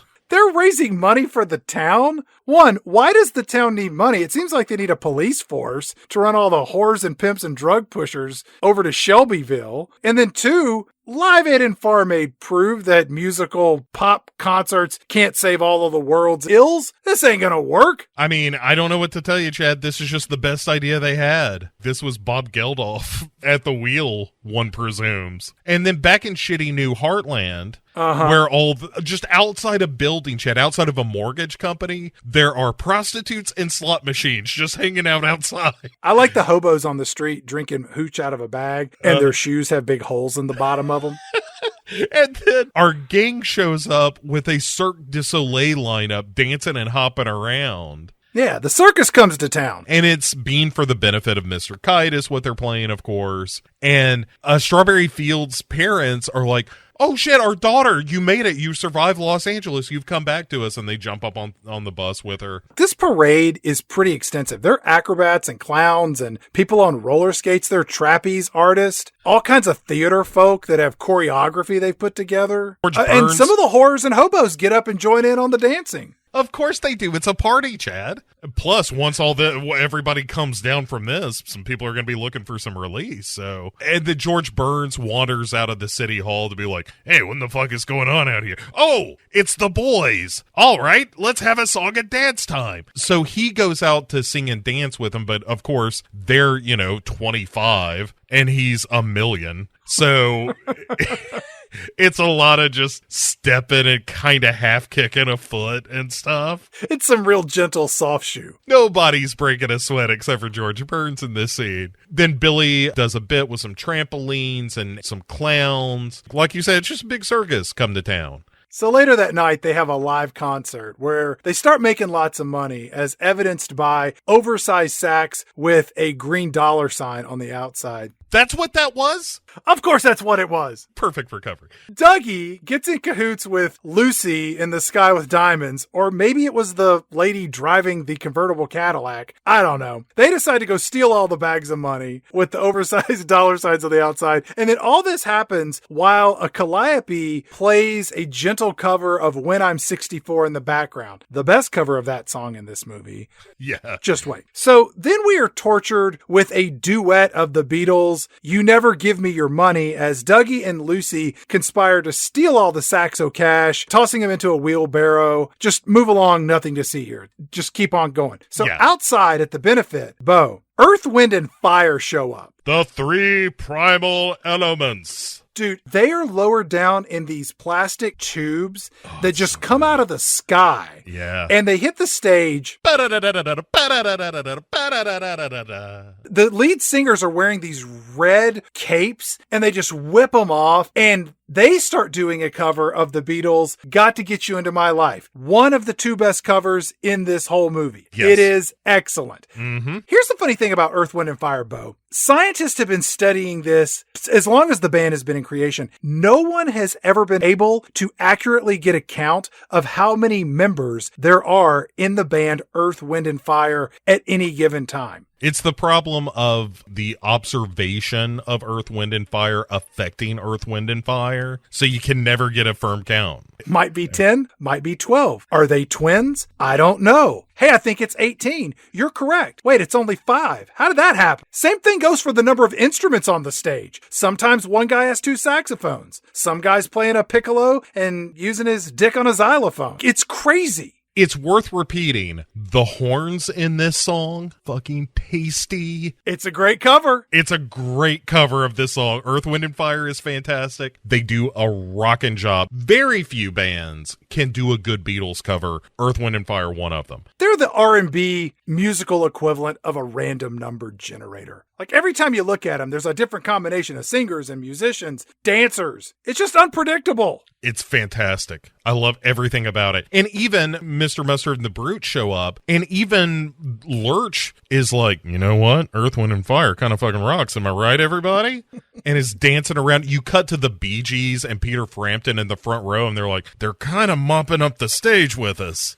Do we have to follow this? That's why they're like, I'm not following this act. Right. Screw this. Let's get out of here. Right. It's like if the Stones were your opening band. Like, I can't. They just did 14 minutes on Sympathy for the Devil, and it ruled. I can't follow this. While Earth, Wind, and Fire is distracting everybody rightfully, Mean Mr. Mustard gets the idea of, hey, how about we take this van back, and also I'm going to hijack Strawberry Fields. I'm just going to abduct her. But what he doesn't know, Chad, is that maybe Lucy and Dougie were going to take the van also, so they have put all the money, as well as themselves, onto this bus at the same time. Right. And so when Mustard finds the key, cleverly hidden, Chad, in the van. Just leave it in the ignition. No one will ever think to look there for it. So Dougie and maybe Lucy are hiding in the van when they take off. As the song wraps up, the Bee Gees and Peter Frampton are like, that was awesome. Also, we are not going on that stage. Where's Strawberry Fields, everybody? Oh, wow, man. Like the bus is leaving and we're not driving it. That's a real bummer. This is a narrative of heavy-duty proportions. It's a real shame we couldn't follow Earth, Wind, and Fire. Tip of the hat. So they take off in a hot air balloon, after the bus. After, Chad, a quick change into satin flight suits by just ducking down into the basket of the hot air balloon. It's a real... Right. And then now they're satin World War II bombers. And the chase is on, the card reads. This balloon chases the bus. They get inside. Me, Mr. Mustard, gets a message from FVB saying, bring the instruments. The army is ready. Right. And so now that everything is coming together for Mean Mr. Mustard, he sings to a tightly bound... Strawberry Fields, When I'm 64. Oh, yeah, I like this part of the movie. This was the part where the woman was all tied up like that. Stick a cigar in her ass and light it. See if she can get out. Tell me how long it is. I'll beat that record. Also, it was especially sexy because she was wearing pantyhose. Mr. Mustard sings just a torturous version of When I'm 64, which is only made worse when it turns into a duet where Strawberry Fields starts singing lyrics to him. Again, we're going to power through this. Up in the sky, the balloon is in hot pursuit. One of the female Gimp bots discovers Dougie and quite possibly Lucy in the Sky with Diamonds preparing to jump off the bus with a couple of sacks of cash. So Mustard ties them up along with Strawberry Fields and eventually... Hey, say that again a little bit slower. The part about them taking the money? No. The other part, when they got caught, what did the villains do to our heroes? Well, he took the one woman who was already tied up. Yeah. And then he found another man and another woman. Yeah. And he took the threesome of them. Can one of them be Gracie? You know, I think her name is Lucy, but she could probably, if you said Gracie, it sounds a little like Lucy, so she might come to that. But he ties the three of them up. He kind of binds them all together. All together. Sir, I need you to pull up your pants. Not for you or anyone. Keep talking. The balloon crash lands. George Burns does step in to be like, unfortunately, the balloon couldn't catch this bus on account of diesel engines and hot air balloons. It was never going to happen.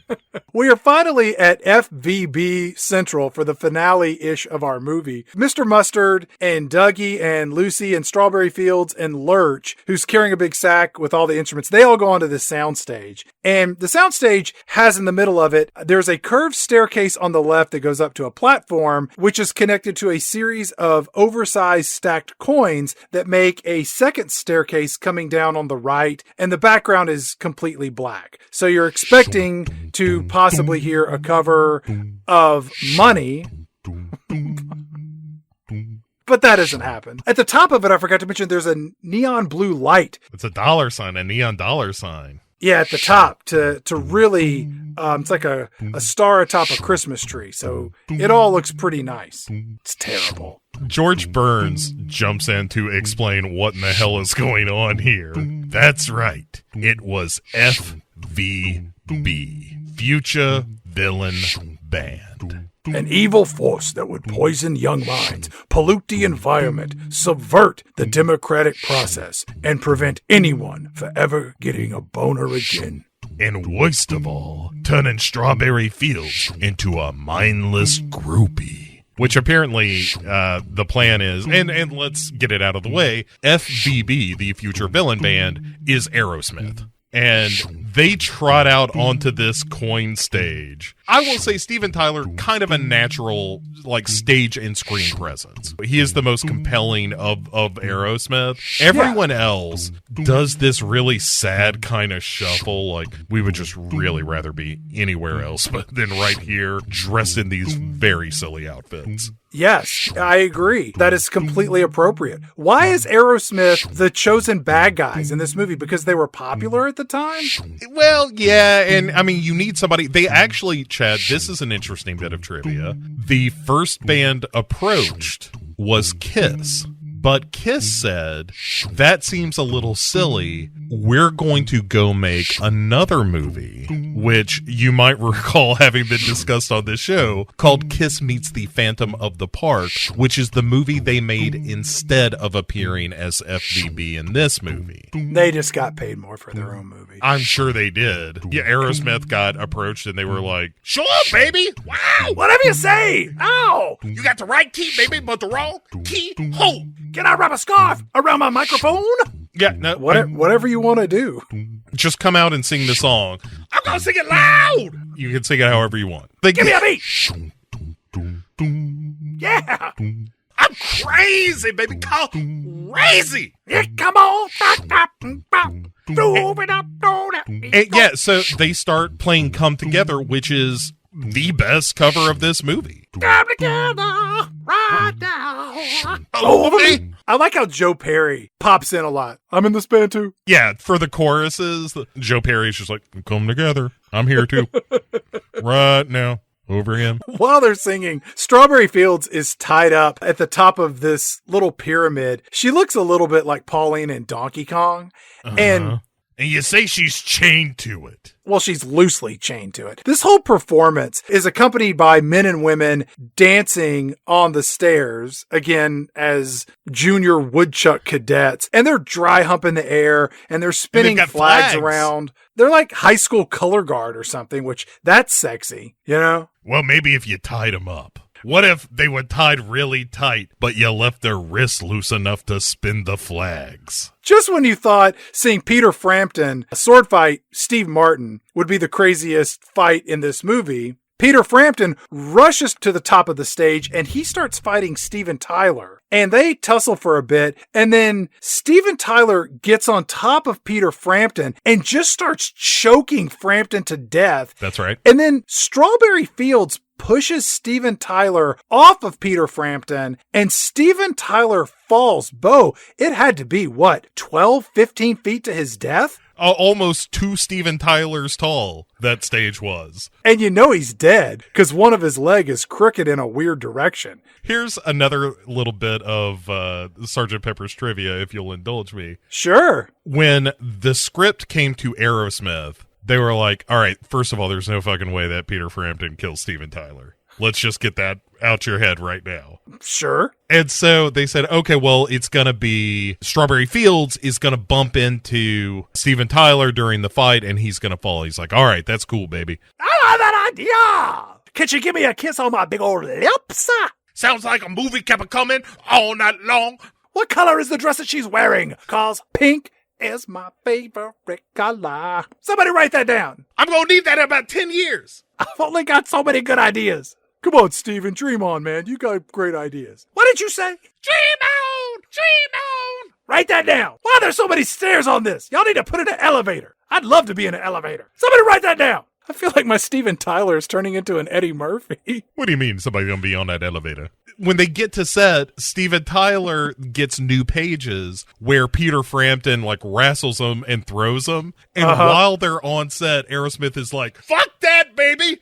It's going to be like you said in the original script. I am not getting my ass kicked by Peter Frampton. That would never happen. Not to Aerosmith.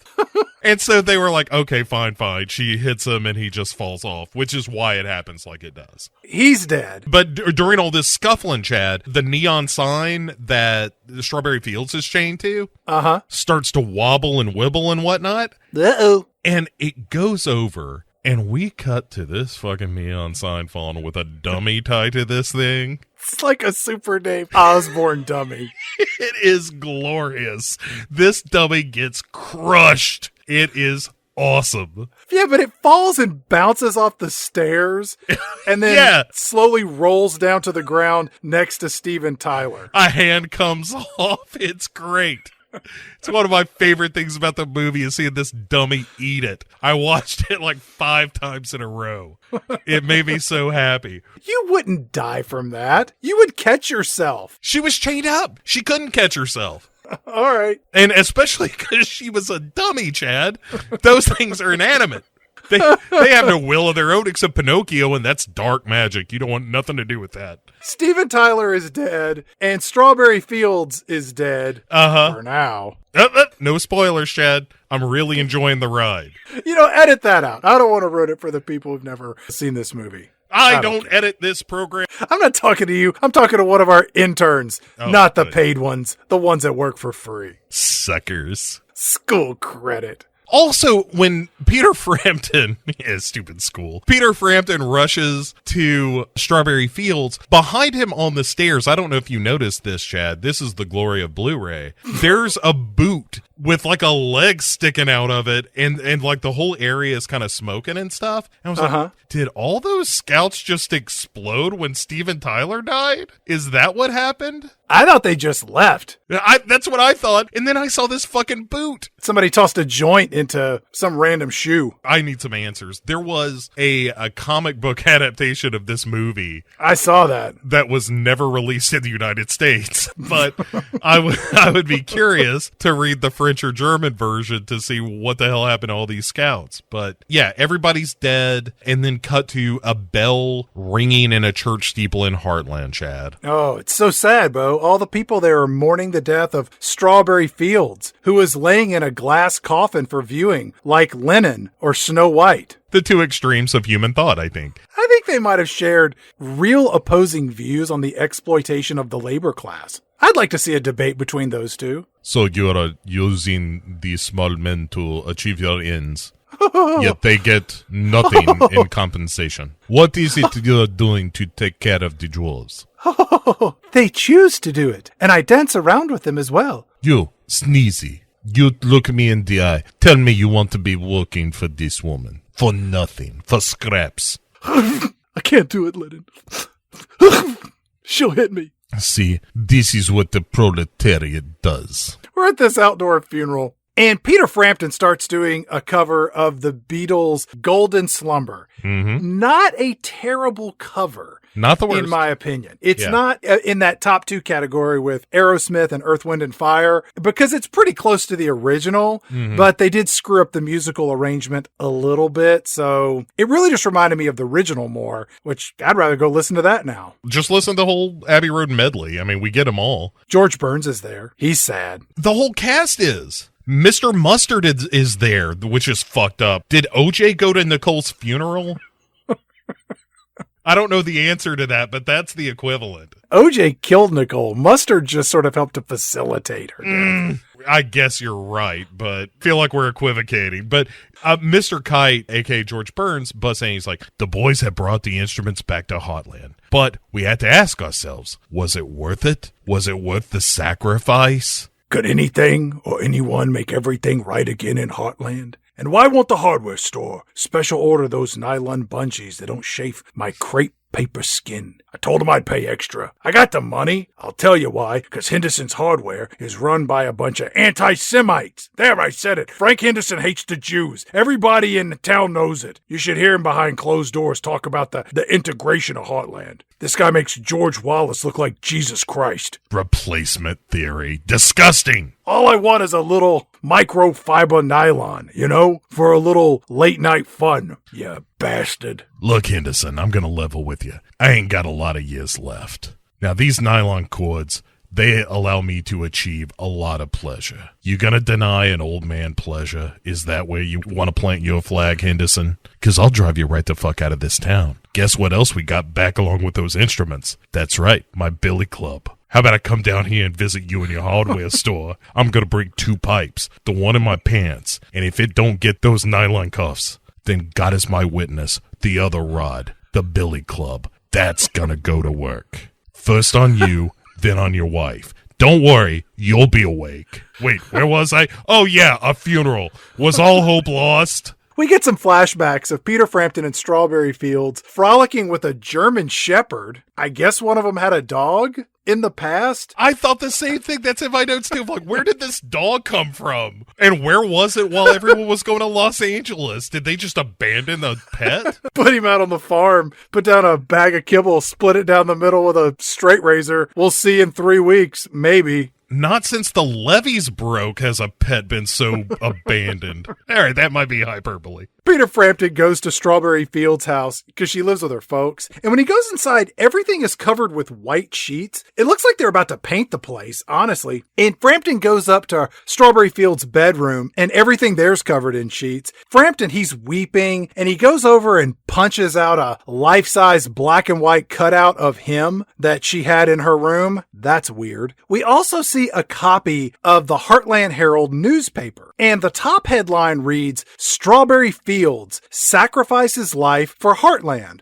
which, Bo, I saw what happened. She just fell over and died. I do not think that qualifies as a sacrifice. This is a real generous read of the situation, but she did die alongside the real heroes, and, everybody's kind of giving it to her. Did you happen to read the second headline on the newspaper? I did, Chad. It was, Mr. Jones commits suicide behind wheel of car. Yeah, and there was a real graphic image of a car that is smashed into a fence and or a tree. And Bo, I looked at the credits of this film. There's no Mr. Jones listed there. Uh-oh. Do you think it was one of those homeless people that was hanging out in Heartland? I was wondering, is this a reference to A Day in the Life? Because that mentions a suicide. Yes. But that guy shoots himself. I think the idea of commit suicide behind wheel of car, I think you may see a crash car, but the implication, I think, is that, yes, he blew his mind out in a car, as the song says. Oh. Yeah. Anyway, so Barry Gibb starts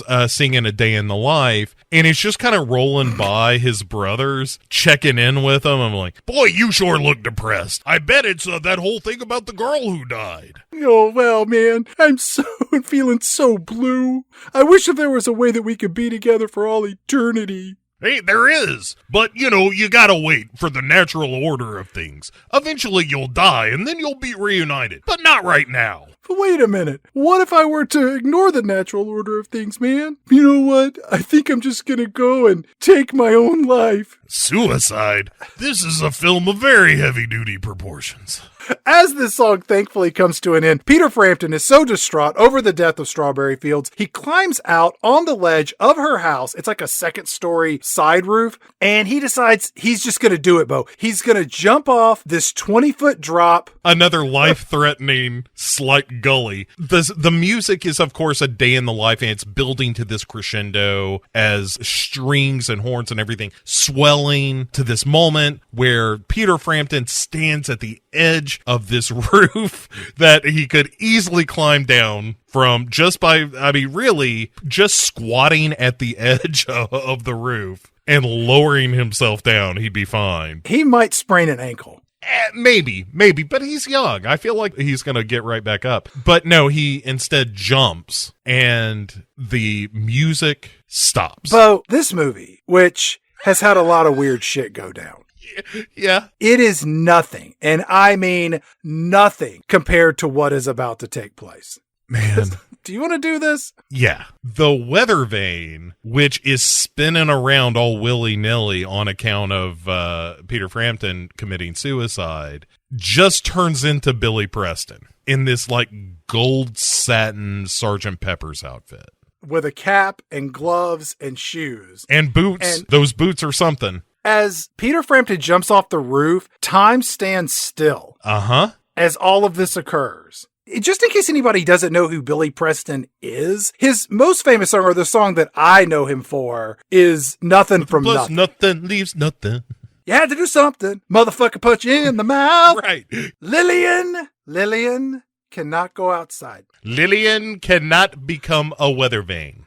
I keep getting distracted. Lillian, if you turn into a weather vane, Lillian, I'm going to beat your ass. RESPCT. Find out. So Billy Preston zaps Peter Frampton and he reverses time back to where Peter Frampton is now standing on the roof. 20 feet in the air. And then, Chad, he just flies off the roof. Flies off the roof is a bit much. He gently floats to the ground like, I don't know, he's in a production of Peter Pan. Not a great production of Peter Pan. No. He's like the Black Sandy Duncan. I still think you're overstating how good the flying is here. But he zaps the for sale signs on City Hall. He's dancing around. Like, it's just pure And he's joy. singing Get Back, by the way. Of course, he's reversing time. So you got to sing Get Back, Chad. It's the equivalent of, like, Chris Reeve flying around the world, you know? He's undoing all of the terribleness of the town, that the hotel is no longer a whorehouse, and he gets rid of the hamburger in town square or whatever else. He zaps a lightning bolt over at Dougie and Lucy, who are there for some reason. They turn into an altar boy and a nun. At one point, he blasts Mr. Mustard and Lurch, and Mr. Mustard turns into a nun, and Lurch is a monk, but then he zaps Mr. Mustard again, and then he turns into the Pope. My favorite transformation is from the bus into Herbie, the love bug. Uh-huh. Me. He's a wizard. Me. Barry Preston's a wizard. Me. Look at my trunk. Me. It's full of sacks of money. Me. No, you idiot. Me. My trunk is in the front. Me. I also think it's a weird move for the movie to suddenly get very into Judeo-Christian ethics. Where all of a sudden, like, oh yeah, Christianity, I guess, is a thing in this movie. Fair enough. He dances around the gazebo a little bit, and then, Chad, he just points a finger and zaps Strawberry Fields back from the grave. And now it is actual necromancy, and I don't truck with necromancy, Chad. Never have, never will. What's in that casket now? Is it empty? For God's sake, don't dig it up. It's like the Foghorn Leghorn thing. And like, I'm afraid I just might be in there. Billy Preston then flies back up into the air on top of City Hall to take his place. I guess he's going to turn back into a weather vane. Maybe not. But he zaps Peter Frampton and the Bee Gees. Oh, yeah. So they're now in like white, shiny Sgt. Pepper's uniforms. Yeah. Peter Frampton and Strawberry Fields like hug, and you can see in his eye that he's like, is this really her? I don't know. I don't trust this yet. Why are her hands so cold? How come she doesn't have irises? Darling, she said. Kiss me like you mean it. Strawberry Fields forever and ever and ever. Come play with me, Billy. And then Billy Preston just throws magic at the screen. Yeah, he gives us a little bit of the juju. And we are treated to this magical vision of veritable Who's That of the 1970s, all singing the reprise from Sgt. Pepper's Lonely Hearts Club Band. It is well over 100 people. And for those that remember the music video for We Are the World, it's like that, only sad. I'm going to run down who I saw in the final sing-along. Okay. Star of Hello, Dolly, Carol Channing. Well, Sgt. Pepper's Lonely Hearts Club Band. Husband of Liza Minnelli, Peter Allen. Musician Eddie Bishop, who wrote the song I Fooled Around and Fell in Love. Jack Bruce, who wrote Sunshine of Your Love and I Feel Free. Singers Donovan, Randy Edelman, Jose Feliciano is in there. Leif Garrett, who was my favorite star of the episode of VH1 Behind the Music about his life. That was awesome. Mm-hmm. The band Heart is in there. Okay. Dame Edna, aka Barry Humphries, who we just saw as the Australian media asshole from Spice World, he's there. Dr. John, Etta James, Curtis Mayfield, Cousin Brucey, Peter Noon from Herman's Hermits. Who else do we have there? A young Robert Palmer, a young Bonnie Raitt, Helen Reddy. Bishop. The entire band Sha Na Na is in there. Sha Na Na is the one that really sticks out where you're like, what? Oh, right. They were a thing in the 70s. Got it. Right. Minnie Riperton, who wrote that song Lovin' You that was prominently featured in the South Park episode Big Gay Al's Big Gay Boat Ride. She's there. And actress Connie Stevens, Frankie Valli is in there. Famed disc jockey Wolfman Jack and Tina Turner is in this for some reason as well. And those are just the people that I vaguely recognized. Edgar Winters, did we say that? The albino? Yep, he was in there. So Robert Stigwood sent out RSVPs for this thing and was just like, look, if you just show up, everybody gets their own tent. It's an all expenses paid trip. The hotel is free. All you got to do is show up and stand on this riser and sing this song. And it was like the most extravagant of cameos that you could make. And still there were plenty of people that were like, no, 100% not. Like Elton John turned it down. Like a bunch of people were just like, no, I know the Beatles. I cannot be in this. I talked to them. They will not be cool with this. I'm sure Billy Preston was fine, but... And that's the end of the movie. That's it. That is Sgt. Pepper's Lonely Hearts Club Band. It's crazy how many times I've seen this movie. Bo, this is the worst group of 6 movies we've ever reviewed. And I say that a lot, but as a collective, there is not one movie in this group that I will ever watch again. There's one that I will just because I'm broken as a person. Sure. The Lifetime series were barely movies, and there were at least a couple of those that I would gladly watch again. Yeah, this is truly a terrible crop of films, but it has been a delight. Years from now, if I'm sitting around and that dopey Christmas Nutcracker movie comes on, like decades, there's part of me like, I might sit through that again. I can come up with circumstances under which I would watch at least one of the movies from one of our seasons. Like a bookshelf fell on top of me and I can't escape myself and this movie starts playing on the TV.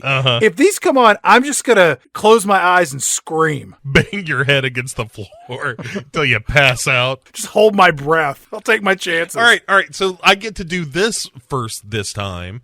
Give me your ranking of these movies. Yep. Worst to best. Worst to Try best. that, Chad. All right, I can do this. First off, I would say for all of these movies, if you've never seen any of the films from this season and you really enjoy the musicians featured in these films, I recommend that you watch it. It's worth it just as an oddity. It's like going to the freak show. But for me, ranking these from worst to best, oh boy, my bottom is Sgt. Pepper's. And above that is Cool as Ice. And the reason that is the case is that Sgt. Pepper's is longer than Cool as Ice. That's the only reason it is the bottom.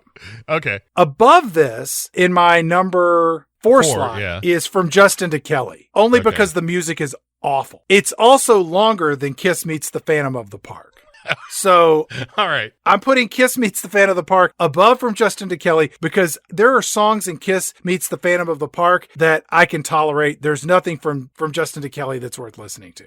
Which brings me down to the final 2. Stay Away Joe and Spice World. My number 2 is Spice World because it's longer than Stay Away Joe. And Stay Away Joe is my number 1 of this season. And I will say that also, not only because it's short, Stay Away Joe is the most racist thing we've ever reviewed on this show. It beat out Wild Wild West. The Dukes of Hazzard had a lot of racism in it. This movie is so shockingly racist that if I had a friend over, this came up and they were like, oh, let's watch it, I would watch it with them, but I wouldn't watch the movie. I would just watch their face throughout the whole movie and enjoy the horror that poured over them as they took in this thoroughly offensive motion picture. Okay. Once again, we're not exactly reverse, but it's close. My worst is Kiss Meets the Phantom of the Park. Justified. It's a total piece of shit, and I don't like Kiss, and all those songs are terrible, and everything about it is awful. From that, I went from Justin to Kelly for all the reasons we've described. Then above that is Cool as Ice, but I mean, that's a real devil's bargain. I know. And then above Cool as Ice, at the number 3 spot, is Stay Away Joe on account of all the racism. Sure. But also there is something there. What that movie made me do is want to watch another Elvis movie at some point. And then the number 2 spot is Spice World because there were at least 2 good jokes. At number 1 is Sgt. Pepper's because I saw it a bunch as a kid and I have a weird nostalgia for it. This is in no way to imply that there is anything